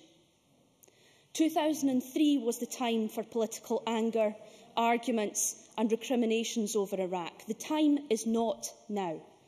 It is deeply disrespectful to those who died to conduct this debate as an opening chapter in a week that is politically driving towards the announcement of the referendum date. Certainly. Mark MacDonald. The member contends that it is too soon to be having this debate. Would she not accept that for the hundreds of thousands of casualties, it's not too soon, it's far too late? Jenny Mara. The member's clearly not listening to what I'm saying. I'm saying it is not an appropriate debate. And if you want to set out your agenda for foreign policy in an independent country, then you should do that looking to the future and not in the names of the people who died. Because one glance, just one glance, First Minister, at your agenda for this week reveals a deeply cynical approach to the referendum. Iraq, Trident and the announcement of the referendum debate on Thursday. And I would sound a note of caution to the SNP. Throughout the modern world, Scotland has been a stable society. Nobody really knows why we did not experience the riots that beset England last year, but we were very fortunate not to. First Minister. I wonder if the member would just accept the reason we're having this debate is the 10th anniversary of the war. But she's then said the debate on Trident was cynical. Could you just explain for a second why a debate about Trident is not relevant to independence for Scotland? Jenny Mara. First Minister, This debate today is the most cynical thing I have ever seen in Scottish politics. To put this debate in this chamber driving towards the announcement of your referendum date on Thursday, as I said, is deeply disrespectful. If I can continue with the point I was making, the riots last year... Could members desist from shouting out across the chamber, please? Ms Mara. We were very fortunate not to experience the English riots last year, but I don't think we should be complacent, because with youth unemployment at 25%, with underemployment rife, with constantly rising energy prices, increasing numbers of homes in fuel poverty, food banks emerging in all of our cities, and one man walking 13 miles across Glasgow last week to get something to eat from a food bank, it is a foolhardy campaign on government that seeks to divide opinion along such emotive lines. None of us in this constitutional debate should be complacent about the stability of our country. The economic circumstances of Greece and Spain have led to unrest among young people. A constitutional debate can be destabilising in itself if it is not conducted in an extremely responsible way. Our debate should be Ms Mara, I'm sorry, I have to stop you. I have a point of order from Margot MacDonald. No, thank you. I'm sorry, I couldn't hear it, Presiding Officer. In fact, it was information I wanted to give. I placed my motion because it was the 10th anniversary. It had nothing to do with cynicism, the government or anything else. It's not a point of order. Ms Mara, Christine Graham, point of order. Can I have Christine Graham's microphone, please? Can I just seek the advice of the Chair? I think the member is required to speak to the motions and the amendments before us. This is really deviating. It's rather like listening to just a minute deviation. The member is about to conclude, and I will give her another 30 seconds to do so because of the interruptions. Presiding Officer, I think our constitutional debate should be conducted on plans for the future, and both sides in this debate still have oceans of space to set out a vision for the future of Scotland. Presiding Officer, I suggest to the SNP the following. The citizens of Scotland who will vote for independence because of the war in Iraq, you have already secured their vote. Please do not do a disservice to the hundreds and thousands of men, women and children who lost their lives in the Iraq conflict by playing out a constitutional debate in their names. Ms Mara, you must finish. I've got another point of order. Order from the Chair. I have Sandra White making a point of order. Chair, I think it's probably similar to Christine Graham's. What did the points there have to do with the motion, the relevant motion here? Nothing at all. The members should conduct their speeches in relation to the matters under debate. The member conducted it at the end in relation to Iraq, but the member has now finished her speech, and I'm going to move on unless anybody else wants to raise a different point of order. We're now losing time from the debate. Kevin Stewart. Deputy Presiding Officer, because accusations were made that this was a debate about the Constitution, which I don't think it is. It's about 10 years of the Iraq War. And I just want it on the record that I did not mention the Constitution in one single part of my speech. It was about families affected by this war. Mr Stewart, thank you very much for your point of order. I think what we would do is perhaps check the record later to see if members did mention the Constitution as part of their speeches. However, if they did, it's entirely up to them in the context of their speeches how they frame those speeches around the motions that are on the table today. Now, if we can move on, please. I'm calling Annabel Ewing to be followed by Joan McAlpine. Thank you, Presiding Officer. On the 18th of March in the year 2003, the date on which the Westminster Parliament dragged us into an illegal war, I was in fact in the House of Commons, for I had the privilege at that time of being the SNP MP for Perth, and like many MPs, I had watched for many months with increasing concern and indeed disbelief as the warmongers in the Labour government took us ever closer to war in Iraq. And in the debate in the House that day, Presiding Officer, it took indeed the might of the renowned Blair spin team to spin their way around the lack of the finding of any weapons of mass destruction, of the dodgy dossier, of the request for more time from the weapons inspectors and, of course, crucially, of the lack of any UN mandate specifically authorising military action. Not at this point, thank you. I recall too the sudden jingoistic rise in anti-French sentiment creeping along the New Labour benches that day, as we heard, of course, that the French would not be supporting action without a specific second UN resolution. And meanwhile, Presiding Officer, in the corridors of the Palace of Westminster that long day and evening, it took again the might of the Labour whips this time to strong-arm the waverers in scenes which I thought, at least at that time, were more reminiscent of a backroom bar than the so-called Mother of Parliament.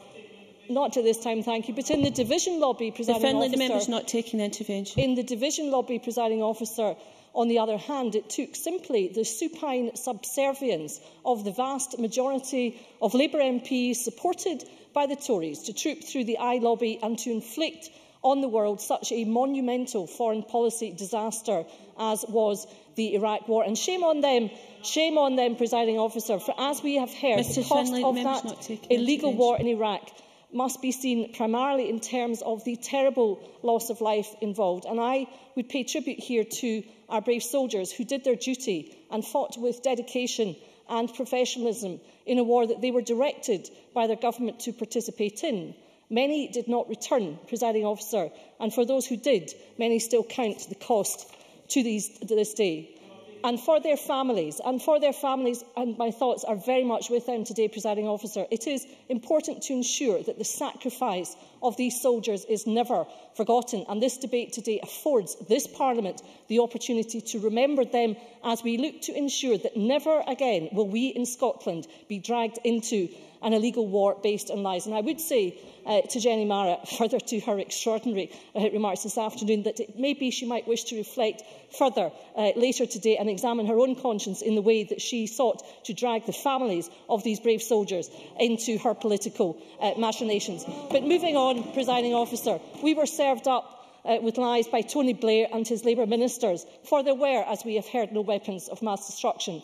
And if that really was the concern, then why the rush to war? Why were the weapons inspectors not given more time as they had requested? Why did the UK government simply turn its back on the United Nations and the force of international law when its attempts to secure a second resolution were proving unsuccessful? And surely, Presiding Officer, we can call that action both reckless and, in fact, illegal in its result. And it doesn't involve clairvoyance, and it shouldn't have involved looking into a crystal ball. It should simply have involved looking at the evidence which we as parliamentarians had a duty to discharge.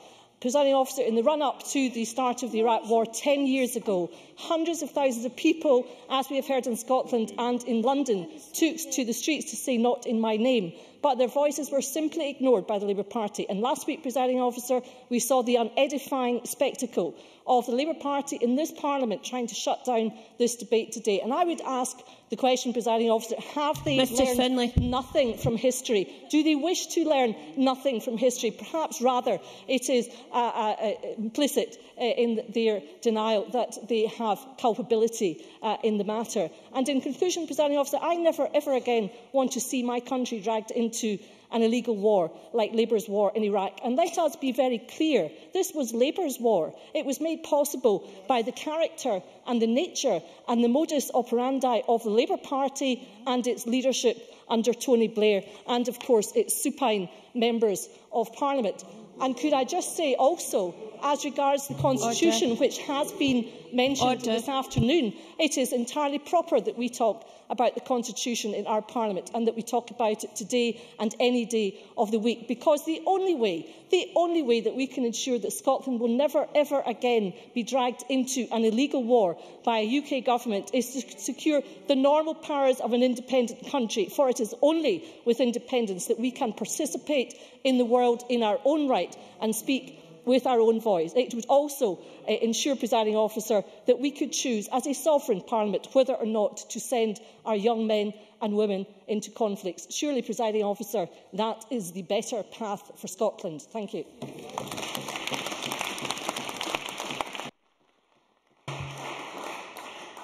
I now call Joan McAlpine to be followed by Elaine Murray. Thank you, Presiding Officer.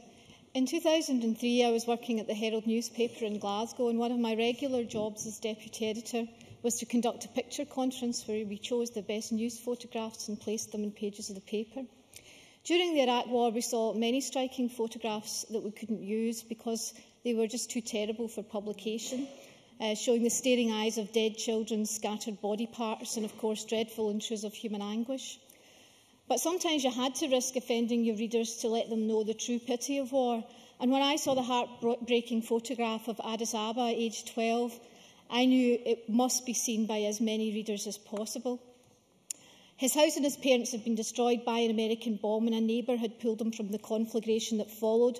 Both his arms were blown off, and his thin torso was covered with burns. A metal cradle protected his body from contact. He was smiling.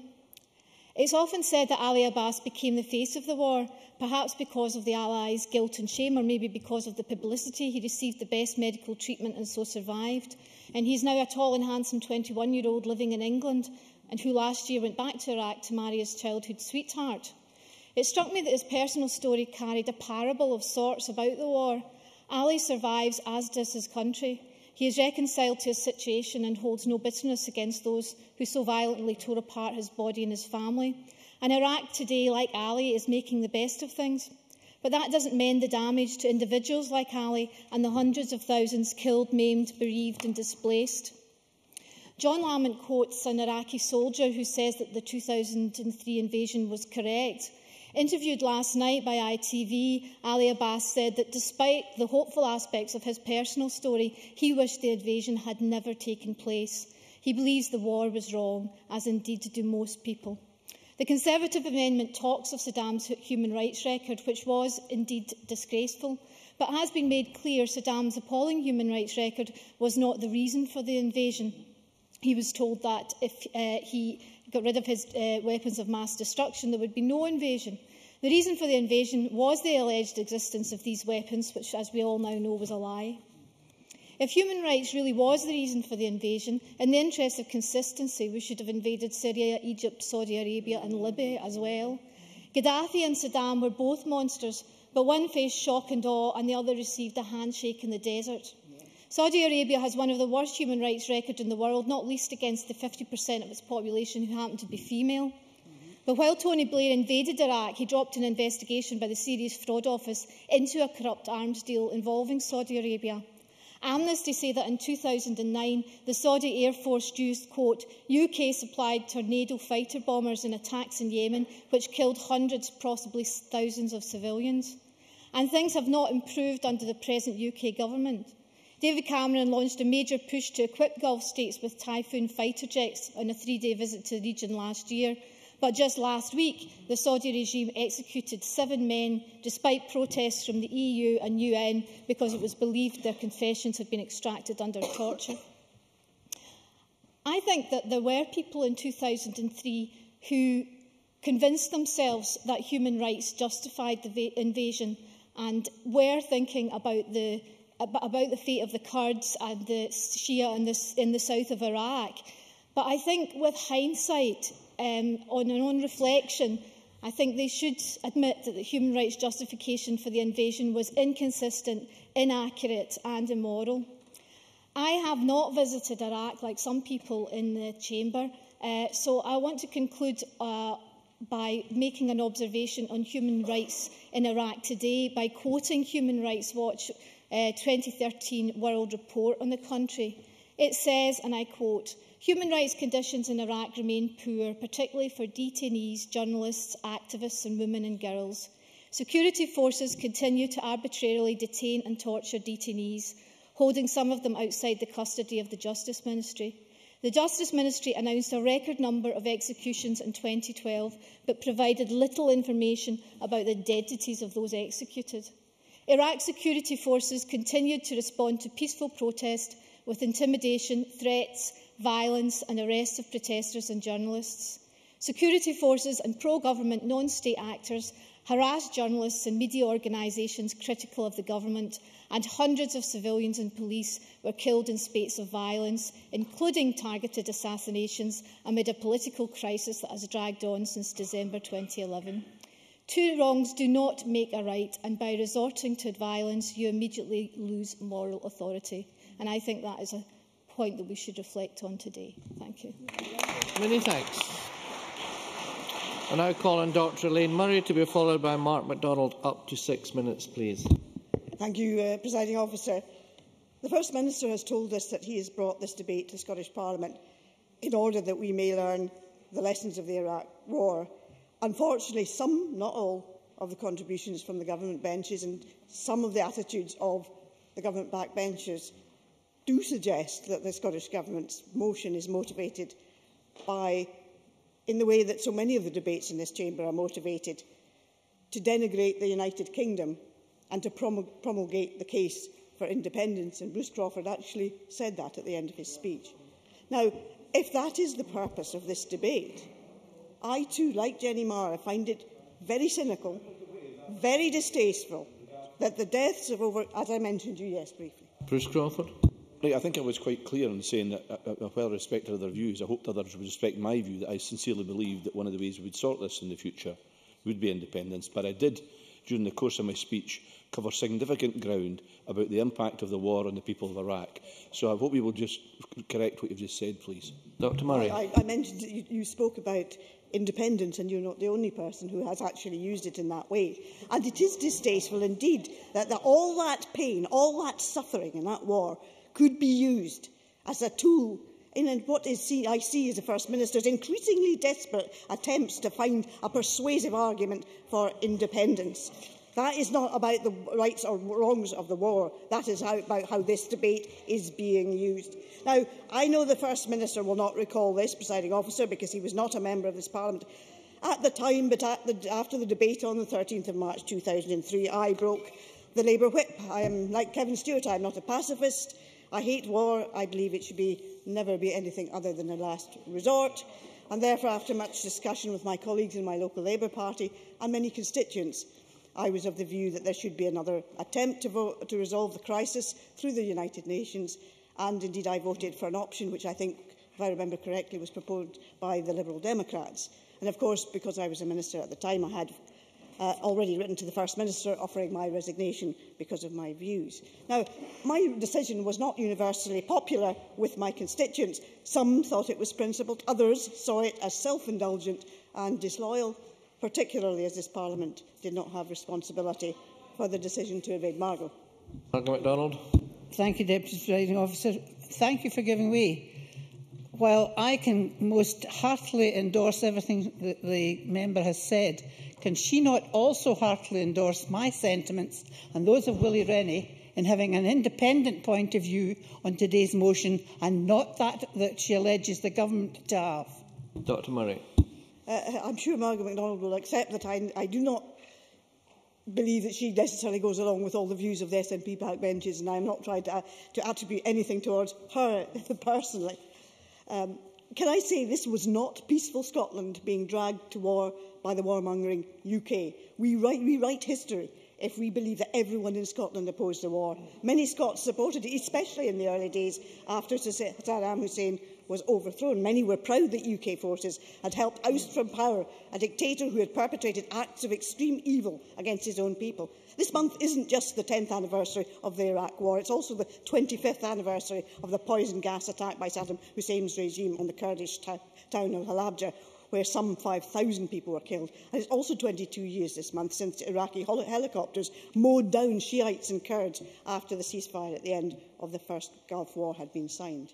Now, I did not disagree with my party's position on the Iraq War easily, nor indeed did my Labour colleagues such as Russell Brown in the UK Parliament, who also found they were unable to support the Prime Minister.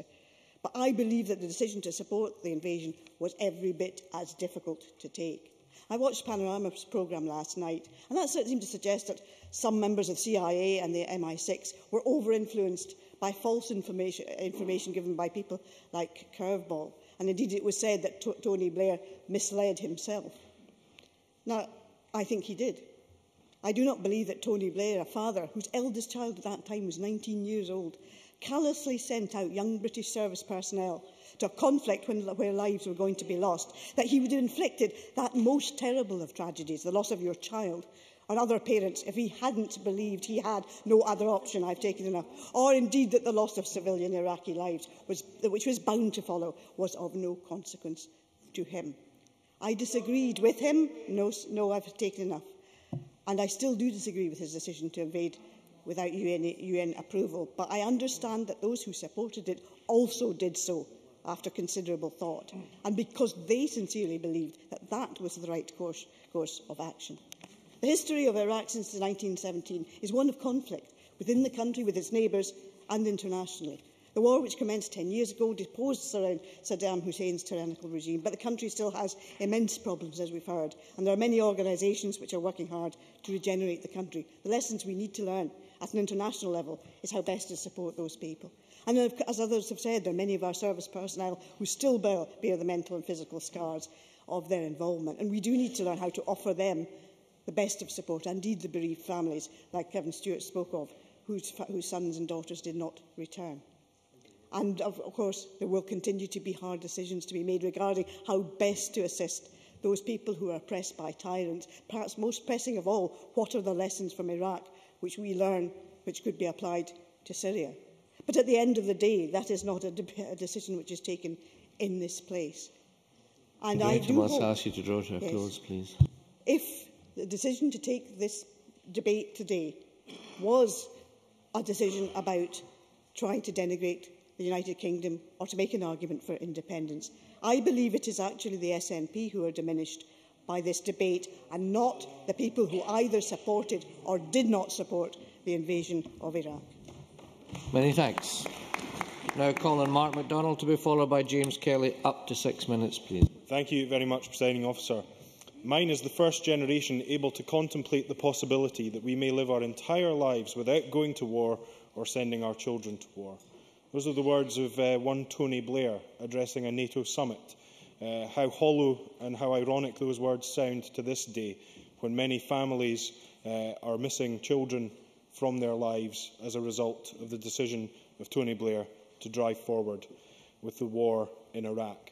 Now, I hear arguments which are being deployed within the Chamber today that the ends have essentially justified the means, that it is okay that there were no weapons of mass destruction in Iraq because the Saddam Hussein regime was eventually overthrown. And I say that the idea that retrospective mission creep is in some way a justification for a falsified prospectus and a blatant disregard for international law beggars belief.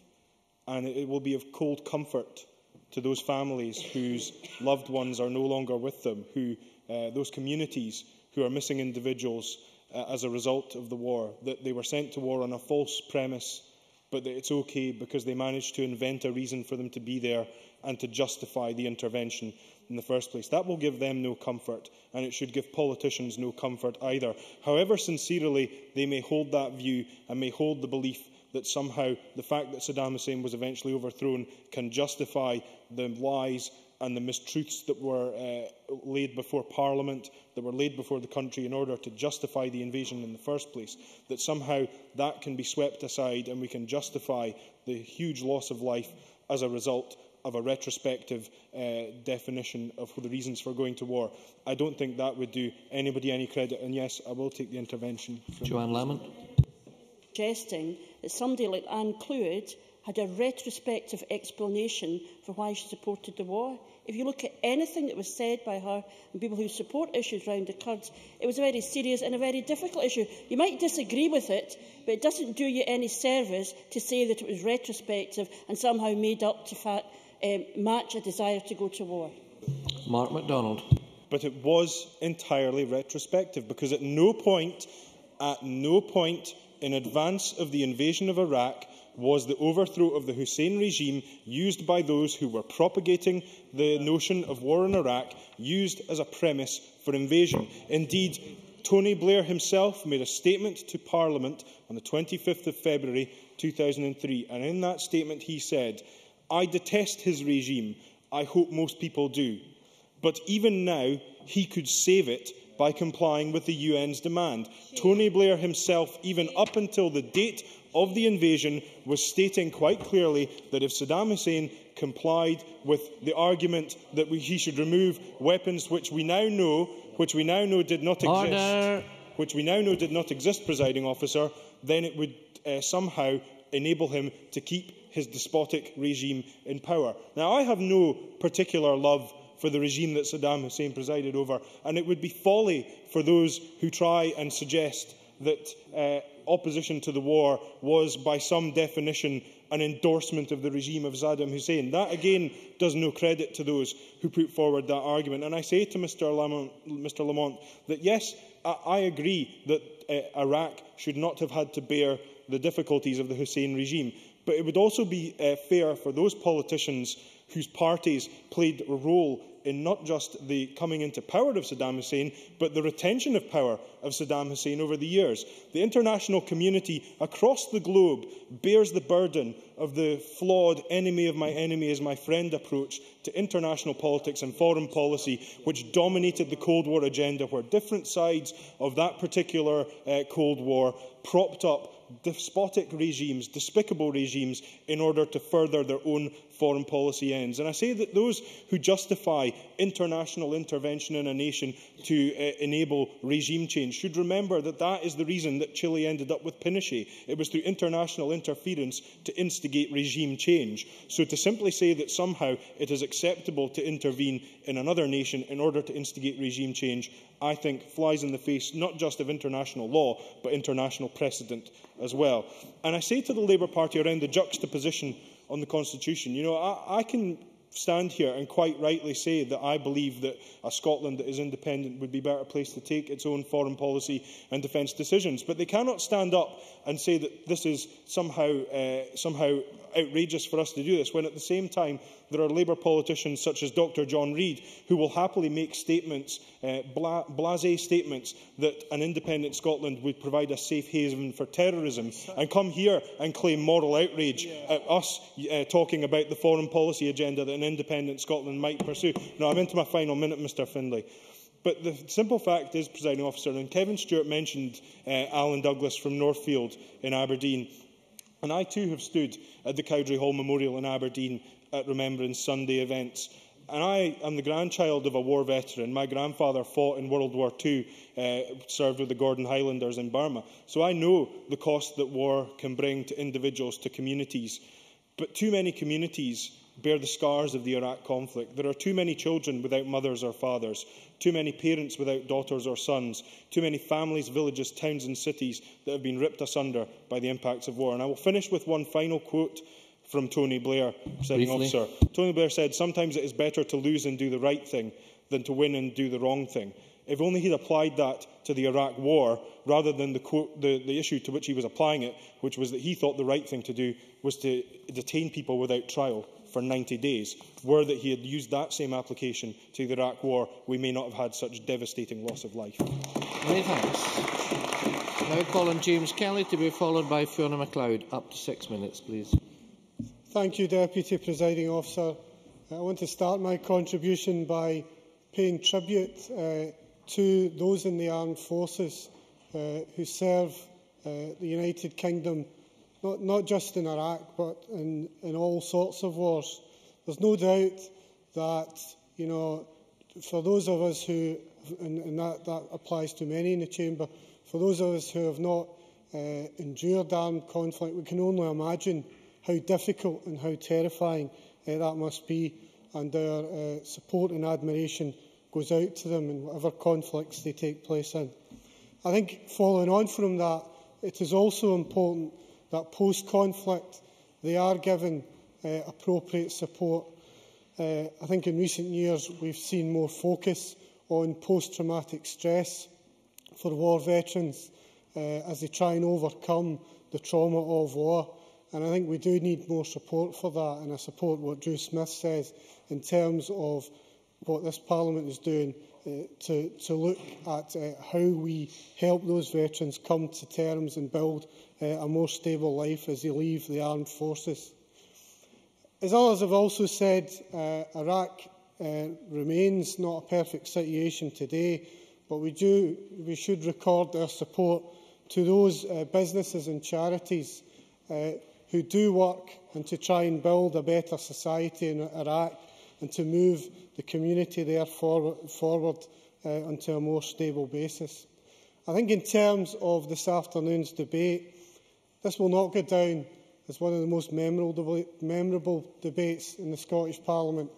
At times, I feel as if I've walked into one of those BBC Parliament programmes where they rerun debates from years gone by, and some of the speeches could easily have been made 10 years ago.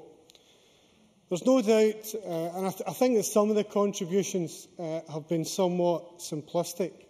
There's no doubt that when people examine the issue of war, it's very difficult for parliamentarians down the ages. It's a very emotive issue. Indeed, the First Minister supported the first Iraq war, and I'm sure that that's a decision that he didn't take lightly.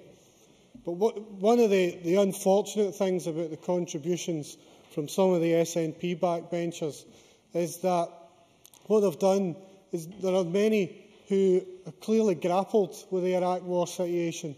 It was difficult for them to come to a decision whether to support or not support. Some people have changed their minds since the original vote. But what some of the SNP contributions have done is to seek to cast stereotypical, to cast everyone who supported that decision as warmongers. And I don't think, no, I won't give way, and I don't think that is helpful to the debate at all.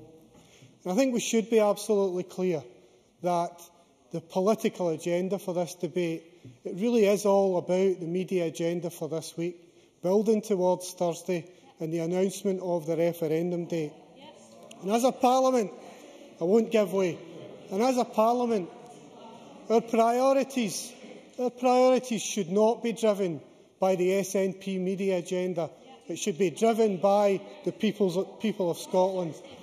As I examine the motions, no thank you, as I examine the motions and the amendments before us today, I think, what would my constituents make of it? How can I tell the families of my constituents, it's not a laughing matter, First Minister, how can I tell the families of my constituents, 3,367 of their children who are in child poverty, that we're spending our time in the Scottish Parliament rerunning a debate from 10 years ago? What about those young unemployed people, the figure that has doubled in the last 5 years? What do I say to those constituents? We can't examine your concerns today because we're at the Scottish Parliament debating club. No, I won't give way. And why is it we don't use our priorities to examine the fact that we still in Scotland have over 5,000 racial assaults? Instead of rerunning a debate from 10 years ago, we should look at the issues of health inequalities. We should examine why there are 120,000 less college places. That would be a much better use of parliamentary time, looking at the powers of this Parliament. And the SNP MSPs, rather than turning their bile on those who supported the Iraq war, should perhaps examine how we can arrest the effects of the bedroom tax and help local authorities to do that. And summing up, Deputy Presiding Officer, the public won't be impressed by how we've conducted ourselves today. The SNP have turned this Parliament into nothing more than a fringe meeting at the SNP conference. If we want to be a real Parliament, we need to step up to the plate and debate the issues that are affecting the communities of Scotland today. Thank you very much. Now calling Fiona MacLeod, to be followed by Margaret MacDonald. Thank you, Presiding Officer. I will be mindful of our standing orders and will confine my contribution to the actual content of this debate. In 2003, I and 100,000 people in Glasgow, 1 million people in London and tens of millions of people in 60 countries across the planet marched and said, "Not in my name." We shouted, "Not in my name," to an illegal war predicated on lies. And no matter what the Labour Party's contributions want to say today, There is no revision of history that can say that this was a humanitarian war. It was an illegal war predicated on lies. So why, Presiding Officer, did I march in February 2003? Why was I kettled in Sucky Hall Street in March 2003? Well, unlike Kevin Stewart and Elaine Murray, I am a pacifist. I know that violence is never the answer. In this Parliament, we have zero tolerance to domestic violence, to sexual violence and to bullying. I think there are very few members in this chamber who would not agree to that zero tolerance statement. And therefore, I say war is never the solution. War dehumanises people. We've heard today the statistics of the loss of life on the battlefield and around the battlefield in Iraq in the last 10 years. Over 5,000 servicemen and women killed, 120,000 Iraqi civilians perhaps known to be killed. War dehumanises. It leads to torture. We've heard of the horrors that happened in Abu Ghraib, and we are hearing now of the horrors through the Al-Swedi inquiry. And what does war do to women and children? It's not just bombs and bullets that affect women and children during a war, but women and children have the unique and perhaps hideous extra to contend with of rape, of sex trafficking and prostitution. And that's what's happened in the 10 years of that war in Iraq. And not only is it directly affecting women like that, primary health care in war situations is replaced by casualty and trauma units. That leads to a rise in infant mortality. In war zones, infant mortality doubles. It leads to a rise in epidemics. In war zones, we forget to immunise people. We don't have the time for public health. In war zones, TB quadruples. Professor Patricia Hines, formerly of Boston University, talks about the fact that a full accounting of the harm of war to civilian women is needed in the debate over whether war is justified.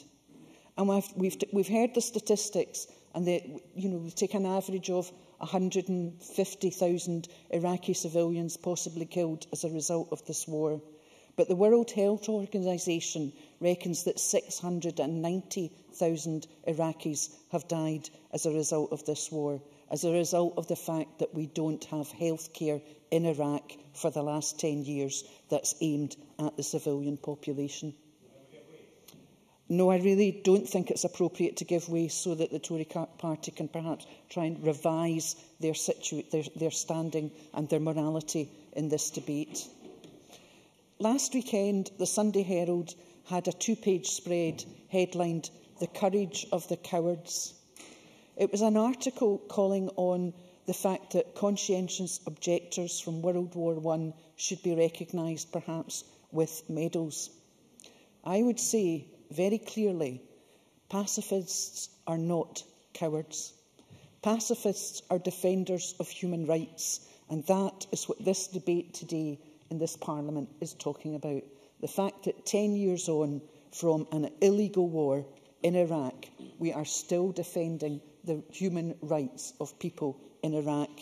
A statement that would be supported by the Organisation of Women's Freedom in Iraq, who say that 10 years on from the end of the dictatorship of Saddam Hussein, the life of a woman in Iraq is worse than it was 10 years ago. So I will close my contribution to this debate, Presiding Officer, by saying again, the war was not in my name. But also I will proudly say that this does have a constitutional angle, because after 2014 we can be sure, we can be confident and we can be certain that in Scotland an illegal war will never happen in Scotland's name. Thank you. Thank you very much. Now call on Margaret MacDonald. Up to 2 minutes, please. I'm grateful for small mercies, Deputy Presiding Officer. Notwithstanding the remarks of Drew Smith, and without wishing to patronise in any way, I have to say that good friends of mine, some of whom are no longer here, do regret that their loyalty to their party took over from their loyalty to a much greater idea and ideal. I think it would be easier on them and easier on all of us if they just admitted it now, because I think we probably owe that to the Iraqi people. And we must also make sure that it doesn't happen again. And while I don't have the unalloyed hope of the last speaker, I do hope that it might be more true, at least, and it would start off from a higher premise of understanding what international law was and understanding what was meant by no regime change as an excuse for war, in the way that the Labour government of the day did not, and of the way in which the Bush administration ignored. So therefore I have retabled my motion, which asks that Tony Blair should be, and George Bush, should be arraigned as an international war criminal. I believe he fought an illegal war, and many on the other side of the chamber will agree with me. I would ask them this time to take advantage of the cover offered by the amendment, but at the same time, don't fool yourself over this one. The final remarks that Joanne Lamont made, I thought, were the most telling in her contribution. How did bigger, stronger nations go to the help of weak, poor nations? At what point was it intrusive? It's worthwhile talking about, because there is a third way, and the United Nations probably has to be at the pointy end of implementing it. But we have to talk about it, and we have to talk about it honestly amongst ourselves. So I think that in that way she added something to the debate, but many of her other remarks, which impugned the motivation of Willie Rennie and myself and Patrick Harvey, had he spoken, in bringing support to the idea of revisiting the 10 years that has fallen, I think did her no good. She's nodding in disagreement, and I look forward to having officially disagreed. Many thanks. And we now move to the closing speeches, and I call on Willie Rennie to close for the Liberal Party. 6 minutes, please, Mr Rennie. Back to the Liberal Party days, that would be wonderful.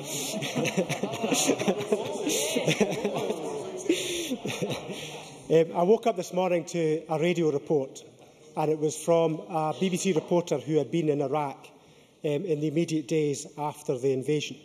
And he was speaking to a man who had been sentenced by Saddam Hussein's regime to a punishment. And the punishment was for writing on the currency, the note, and he had mistakenly written on Saddam Hussein's head. And the punishment, as a result, was going to be death by acid bath. This is Saddam Hussein. This was the brutal dictator that we were dealing with at the time. So I have a huge amount of sympathy for people who found it a really difficult decision to take when they supported the Iraq war. I fully accept that with the stories from Anne Clwyd, and I've listened to Anne Clwyd on this in the House of Commons, and she makes a very compelling case about the minorities who were punished in Iraq. And I've heard the stories that John Lamont mentioned about the thousands of Kurds and the thousands of Shias that were put to death under Saddam Hussein's regime. I've heard those stories. I've heard the stories about the Marsh Arabs who suffered after they were left high and dry after the Gulf won, when they thought that they were going to get the full support of the Allies against Saddam Hussein at that time, but only to be left in the lurch. I understand all those stories. But the 4 tests that I mentioned earlier on that were absolutely required in order, I believe, to go ahead with the war, I don't believe were followed. Tony Blair made a compelling case. This kind of simplistic argument, if you knew what I knew, very compelling argument, trying to tempt us into believing that he knew so much more than he was able to tell us. And it was quite an attractive argument, and I could believe how so many were seduced by that argument. I can understand why that was the case. So I don't condemn those who took that decision. I disagreed with them fundamentally. I was opposed to the war, my party was opposed to the war, and I'm glad we were opposed to the war because we did not believe there was justification for doing so. Kevin Stewart, I thought, made an excellent contribution with his remarks about Alan Douglas. and what his family, the turmoil that his family has gone through since. I've had to sit through the House of Commons when Gordon Brown and Tony Blair before him were making the weekly roll call of the dead. And it was a sobering experience. It brought it right home that we had made a decision in the House of Commons to go to war, and as a result, this roll call was now being read out. And 179 men and women died in Iraq. Alan Douglas was one of them, one of the brave ones amongst them. So that sobering experience, we need to remind ourselves of those personal stories. And Joan McAlpine's story on the other side of Ali Abbas was equally compelling. Again, one of hundreds of thousands who suffered as a result of what happened in Iraq. Those stories are really important. We shouldn't just think of these things in geostrategic and geopolitical measures. It's all about the individual. What does it do to the individual? And that's why I thought Drew Smith made a really good contribution about veterans. Because again, this is one of the lessons we've got to learn about looking after the people who fought for the nation on our behalf. We have got, it's well recognised, the problems on alcohol, prison and homelessness. It's well recognised across the range. And I think the Scottish Government and the UK Government have made good progress, really good progress. The priority treatment for veterans, I think, is excellent. The Headley Court down in the south-east of England is a fantastic facility. And if you ever get a chance to go and see it, please go and see it. Veterans Purse Point at the other end of Princess Street, who provide excellent service, particularly for people who are suffering from mental health problems and also combat stress down in Ayr and elsewhere in the UK. They provide excellent facilities to deal with those problems that Drew Smith rightly highlighted. And again, I think that is one of the lessons from Iraq, that we improve the support for those who have fought on our behalf. Iraq has been unstable since. The shift in the balance of power between Iraq and Iran has been quite significant. Iran is quite a manipulative nation. It gets its tentacles all over that part of the world. I saw when I was in Basra the effect of their influence in the south of Iraq. They were funding some of the terrorist groups in the south. They actually managed to kidnap some of our sailors in the Gulf. So it's a very manipulative nation. We should be wary about, whenever we're intervening within a region, we've got to be conscious of the balance of power between all these different stakeholders and countries. Because if you unsettle it, you have unintended consequences. I disagree with Fiona MacLeod. I recognise with Fiona MacLeod that she is a pacifist. I just think you've got to weigh up. You've got to really weigh up the people who may suffer if we fail to act. That's the balance. The part of the 4 tests, I think, are critical. Making sure that we alleviate suffering, making sure that we've got regional and local support. The United Nations have got to be on board, and it's got to be legal. To me, those are the 4 tests. I don't believe if we comply with those 4 tests that we should leave a nation and those people suffering within it high and dry. The final remark I believe that we need to remember is those who stood up and spoke up, because the momentum at that time was in favour of the Iraq war. I remember the pressure we felt from all those compelling arguments, and I'm delighted that many of those in this chamber attended the march. Bruce Crawford, Jenny Mara, Fiona MacLeod and many others. But I'm also in full praise of those who speak up, who spoke draw up to a close, please. In the House of Commons. Robin Cook, Ming Campbell, Charles Kennedy, Alex Salmond. All these people deserve credit because they stood up when it counted. Thank you. Thank you very much. I call on Alex Johnston. Up to 6 minutes, please, Mr Johnston. Thank you very much, Deputy Presiding Officer. This has been a difficult debate for many people in this chamber, and difficult for different reasons on different sides of the House. Yet, nevertheless, it has been a debate which I believe we have addressed with a degree of decorum that is commensurate with the issues that we are describing. However, as I go through the debate and review it, there are some things that I will say which will be controversial.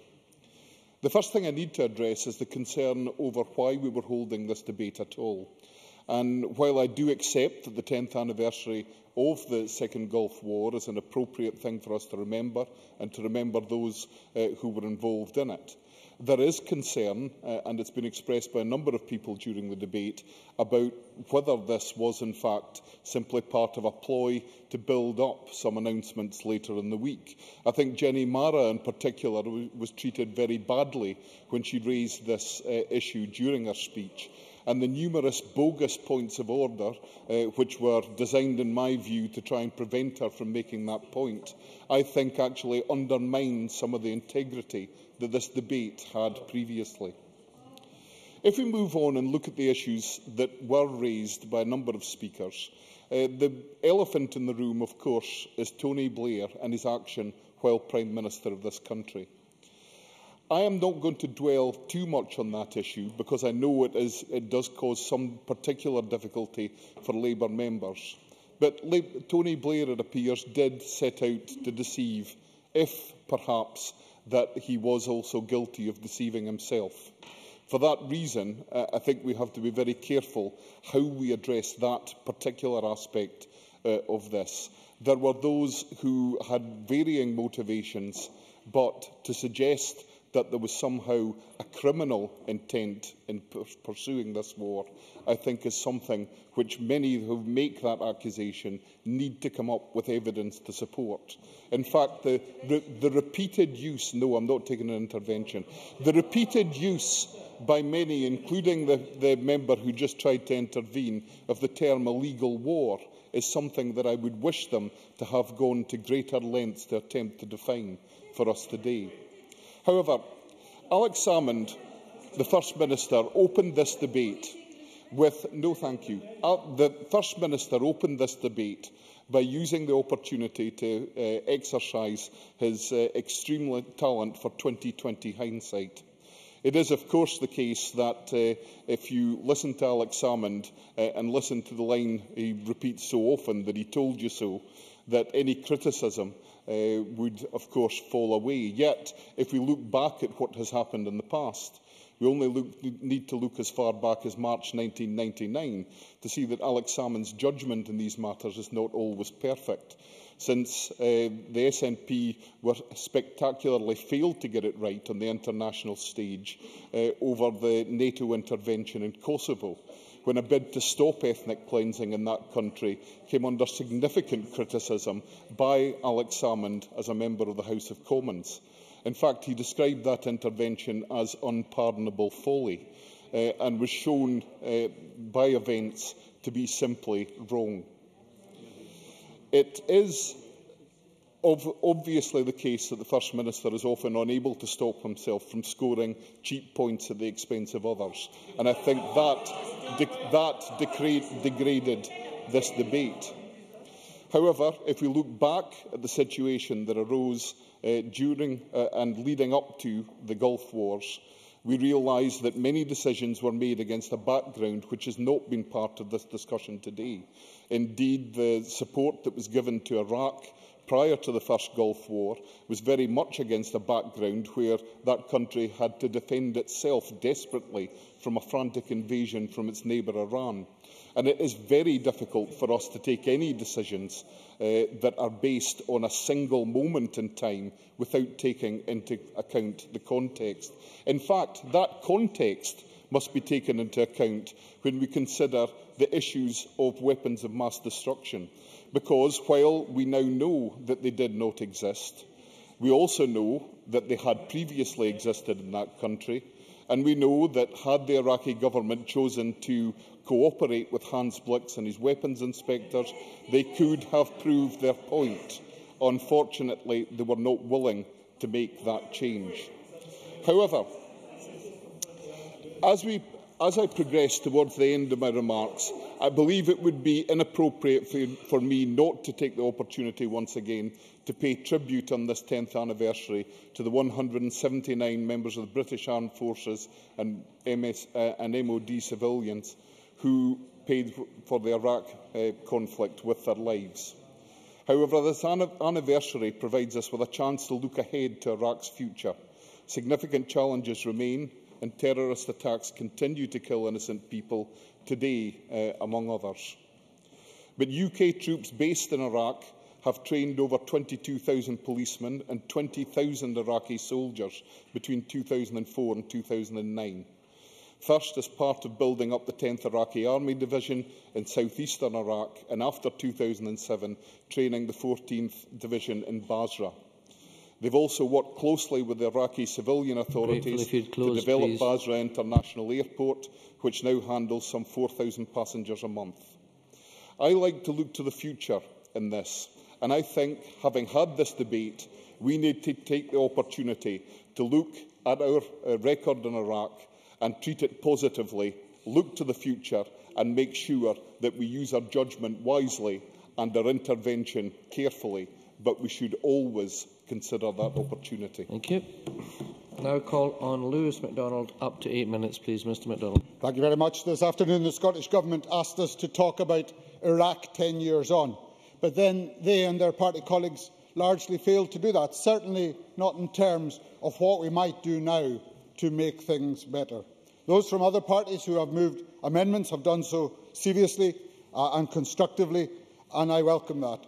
But a number of SNP members, starting with the First Minister, have used this occasion largely to rehearse the arguments for and against a decision by a British Government and a vote in the House of Commons 10 years ago, for which neither the Scottish Government nor the Scottish Parliament was responsible. As James Kelly said, 10 years on from the invasion of Iraq, the SNP appear not to have moved on at all. The centrepiece of the First Minister's speech was his assertion that intervention in Iraq was an illegal military conflict. That is his opinion. But Alex Salmond, of all people, should reflect on this degree of certainty over the UK Government's legal advice on war in Iraq. So secretive has he been as First Minister on legal advice to his government on an issue of international law that he went to court to avoid having to reveal the existence or otherwise of that advice, even though such advice did not in fact exist. The time of this Parliament might be better spent on scrutiny of that bizarre tale, because the job of this Parliament is to scrutinise the actions of the Scottish Government and to hold Mr Salmond and his ministers to account, rather than listening to Mr Salmond's opinion about the legal advice offered to others, of course. First Minister. I cannot believe that the member is seriously equating an argument about Europe or any other matter with the seriousness of taking a country to war, with the implications and repercussions that has for hundreds of thousands of lives lost. And the reason for us debating it now on the 10th anniversary is to try and chart a path to make sure it doesn't happen again in our name or any other. Can the member, in all this anxiety in the Labour Party not to talk about the war, just accept the seriousness of the subject we're debating? Mr MacDonald. Well, of course, the issue of war and peace is a very serious issue, but so is the issue of Scotland's future. And if it's right to say that legal advice on war and peace should be made known, and for the First Minister to judge the legal advice given to a different government, surely he can at least be open and honest about the advice given to him about the future of Scotland. And if we are to consider the lessons of Iraq, we should not do so, surely, on the basis of divisions and controversies from Westminster 10 years ago. We on this side have not tabled an amendment, and what we have heard today confirms that that was the right approach. But it was Christina McKelvey, in an intervention, who actually highlighted exactly the dilemma facing any responsible government in the real world in which we live.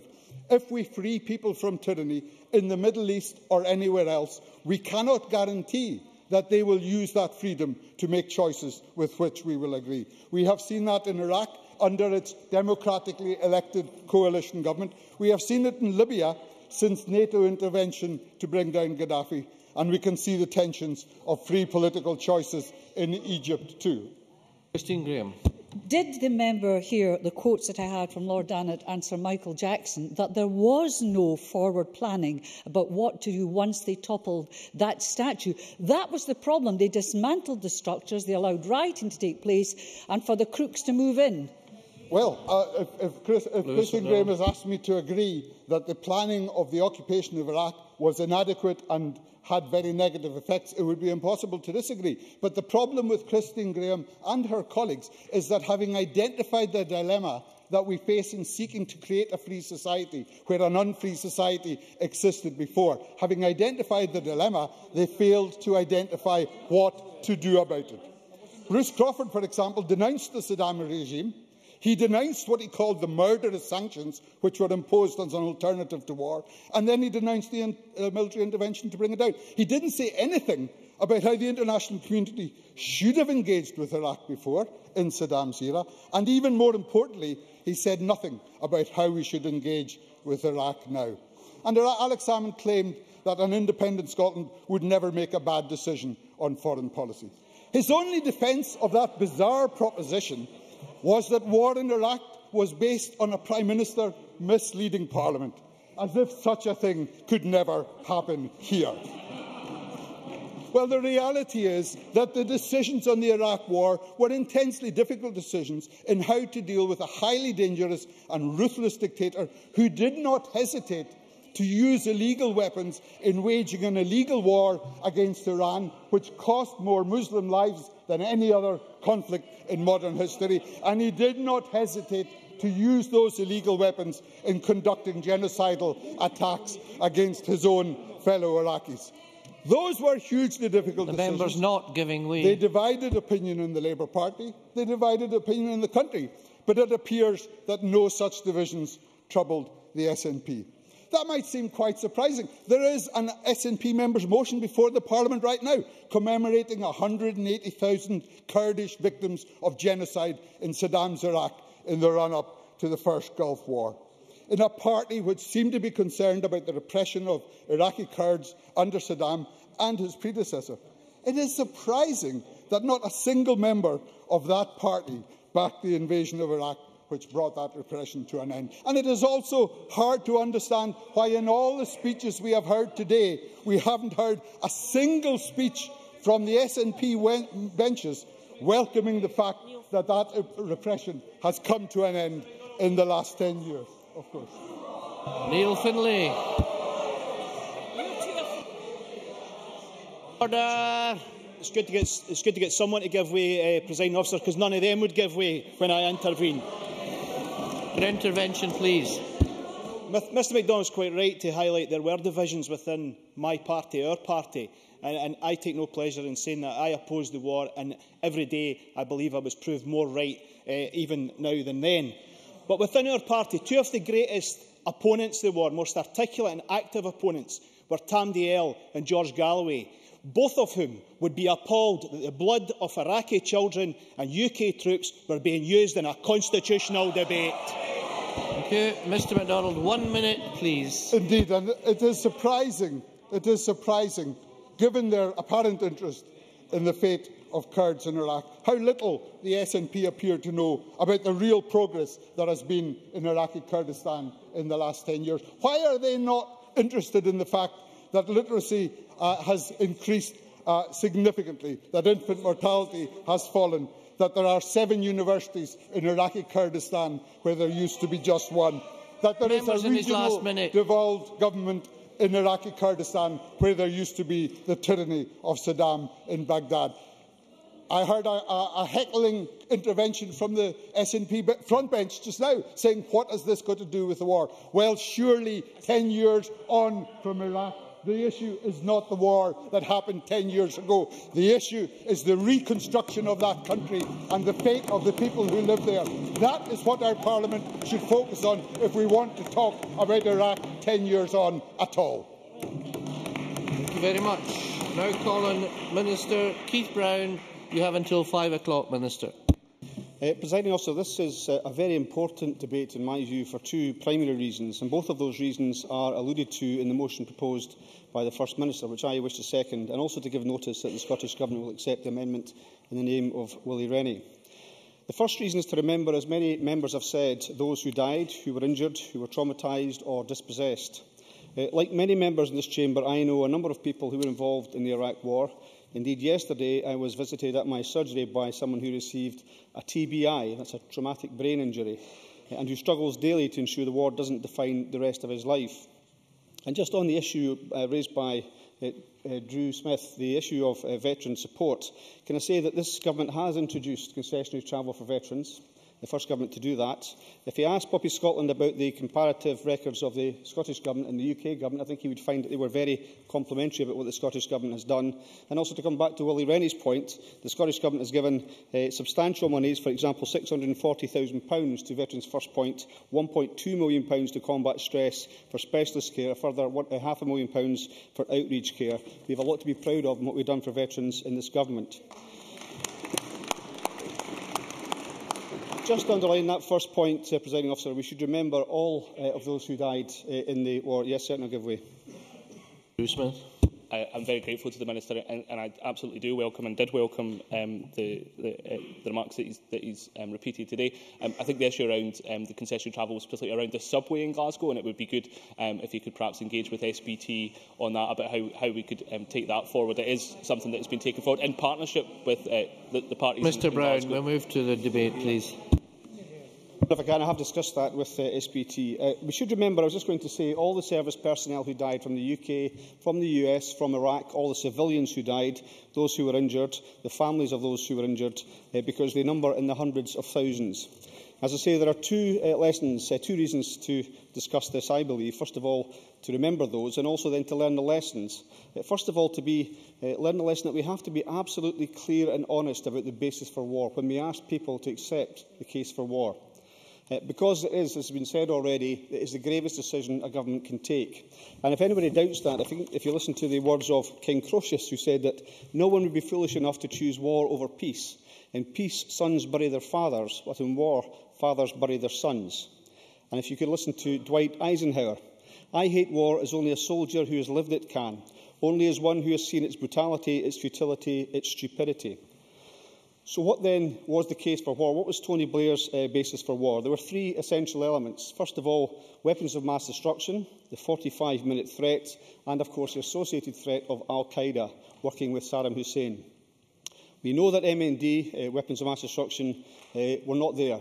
That was a false prospectus. We know that the 45-minute threat was absurd.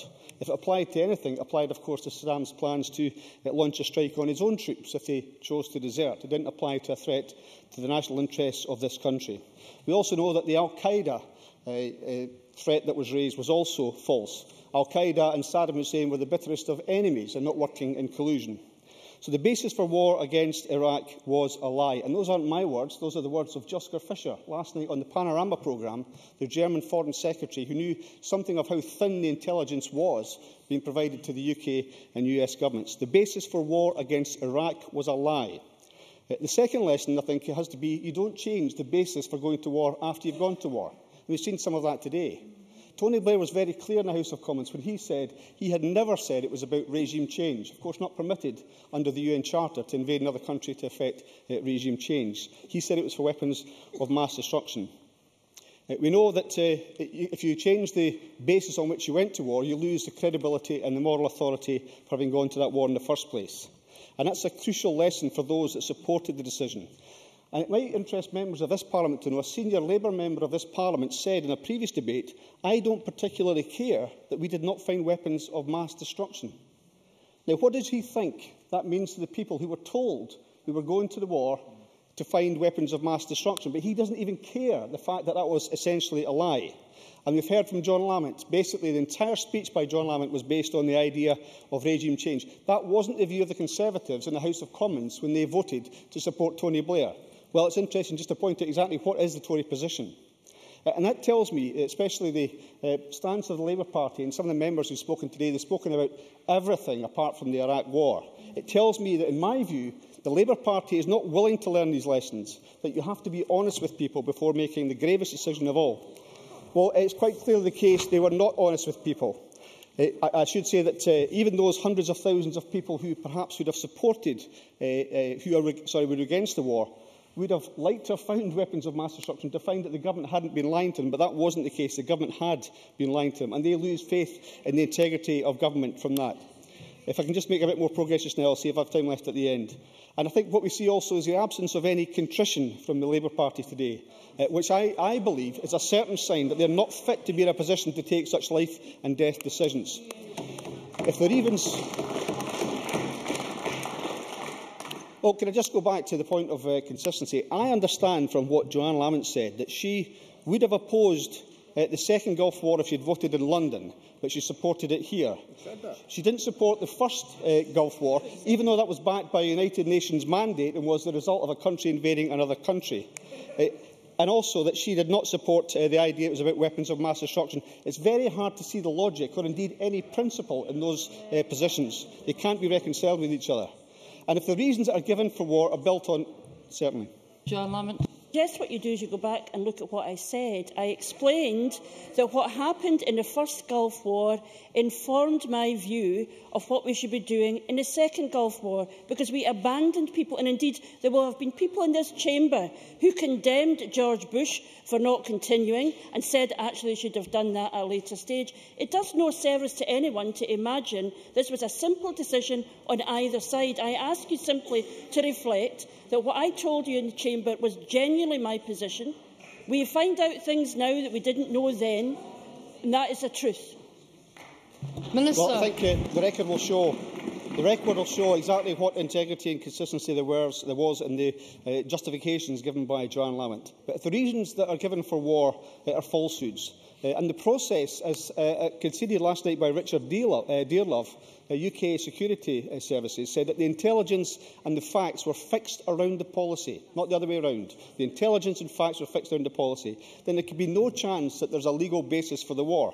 And of course, the other way of having a legal basis for the war, as Willie Reddy pointed out, was the UN. But the UN was scorned and ignored. Vitriol was poured on the French and on the Chinese and others. And ultimately, the UN was bypassed. In the UK, the false facts comprised a false prospectus for war. Many who supported it had recognised this and expressed regret for having supported Tony Blair. A number of people, whether it's Alistair Darling, whether it's Jack McConnell, Ed Miliband, Jack Straw, all have expressed regrets, none of which we've heard from the Labour Party here today from those that supported it. John, we've had the mention, of course, of the issue of independence, which I hadn't intended to mention, but Joanne Lamont mentioned it a number of times. And interestingly, Joanne Lamont mentioned it 10 years ago when we had the debate in this Parliament. She said, I wonder how much more irrelevant it could be to have a party that is based entirely on the desire to seek further division within our country. This was about Iraq. She was the one that introduced this last time. But it's interesting to ponder on whether the politicians today in this Parliament would support that position. It's interesting as well to ponder on the actions of the Conservative government. Last week we had from the Conservative Party, reminiscent of the 1980s, a UK government minister coming up to Scotland on a flight, delivering a statement and then getting on a flight back down south again to tell us that we were unfit to look after our own defence. Join the Scottish Army and see the Clyde, I think was the quote from Philip Hammond. Well, I can think of many mothers and fathers that would like their kids to have seen the Clyde rather than seen the Euphrates. Members in this last minute.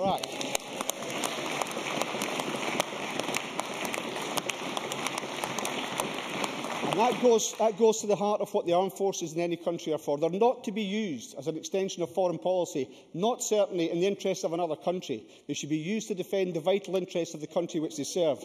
And it is interesting to ponder, if we were independent, if this Parliament had the responsibility, what kind of approach they would take. And I would personally go for the views of somebody other than Tony Blair.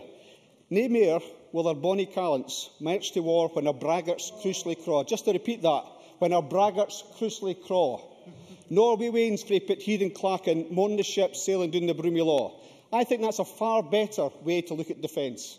It may be idealistic in the way that Fiona MacLeod had made mention of the fact that she was a pacifist, but that approach, the essential nature of what you're asking people to do, the price that you're asking them to pay, I think should be weighed in the balance. In a way, it was patently not weighed in the balance when it was discussed at Westminster all those years ago. Those sentiments provide, I think, the excellent route map for this Parliament in deciding these matters in the future. Much more so than what was discussed, as I say, 10 years ago. And for those reasons, I'm proud to support the motion in the name of the First Minister.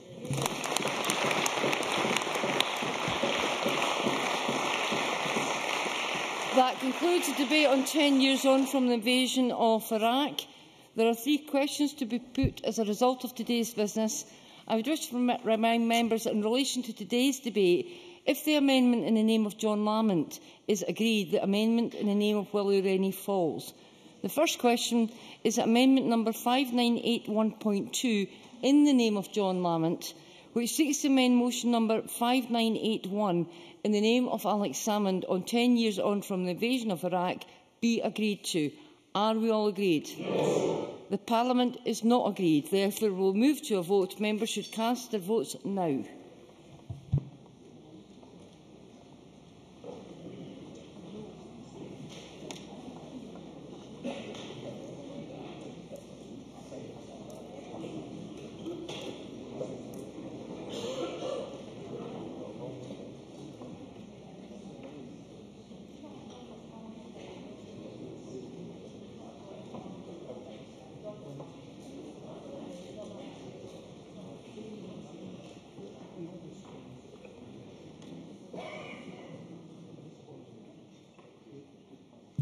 The result of the vote on amendment number 5981.2 in the name of John Lamont is as follows.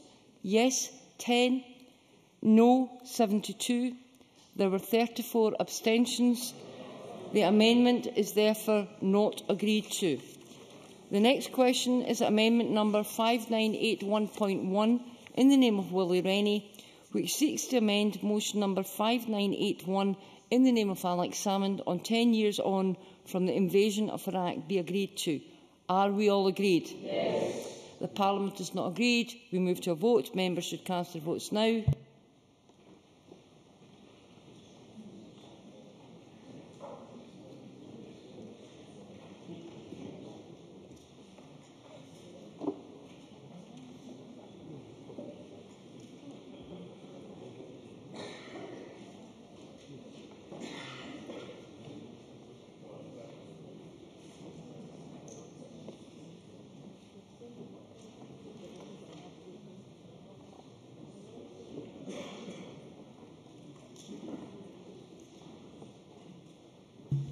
The result of the vote on amendment number 5981.1 in the name of Willie Rennie is as follows. Yes, 73. No, 10. There were 33 abstentions. The amendment is therefore agreed to. The next question is that motion number 5981 in the name of Alex Salmond as amended on 10 years on from the invasion of Iraq be agreed to. Are we all agreed? Yes. The Parliament is not agreed. We move to a vote. Members should cast their votes now.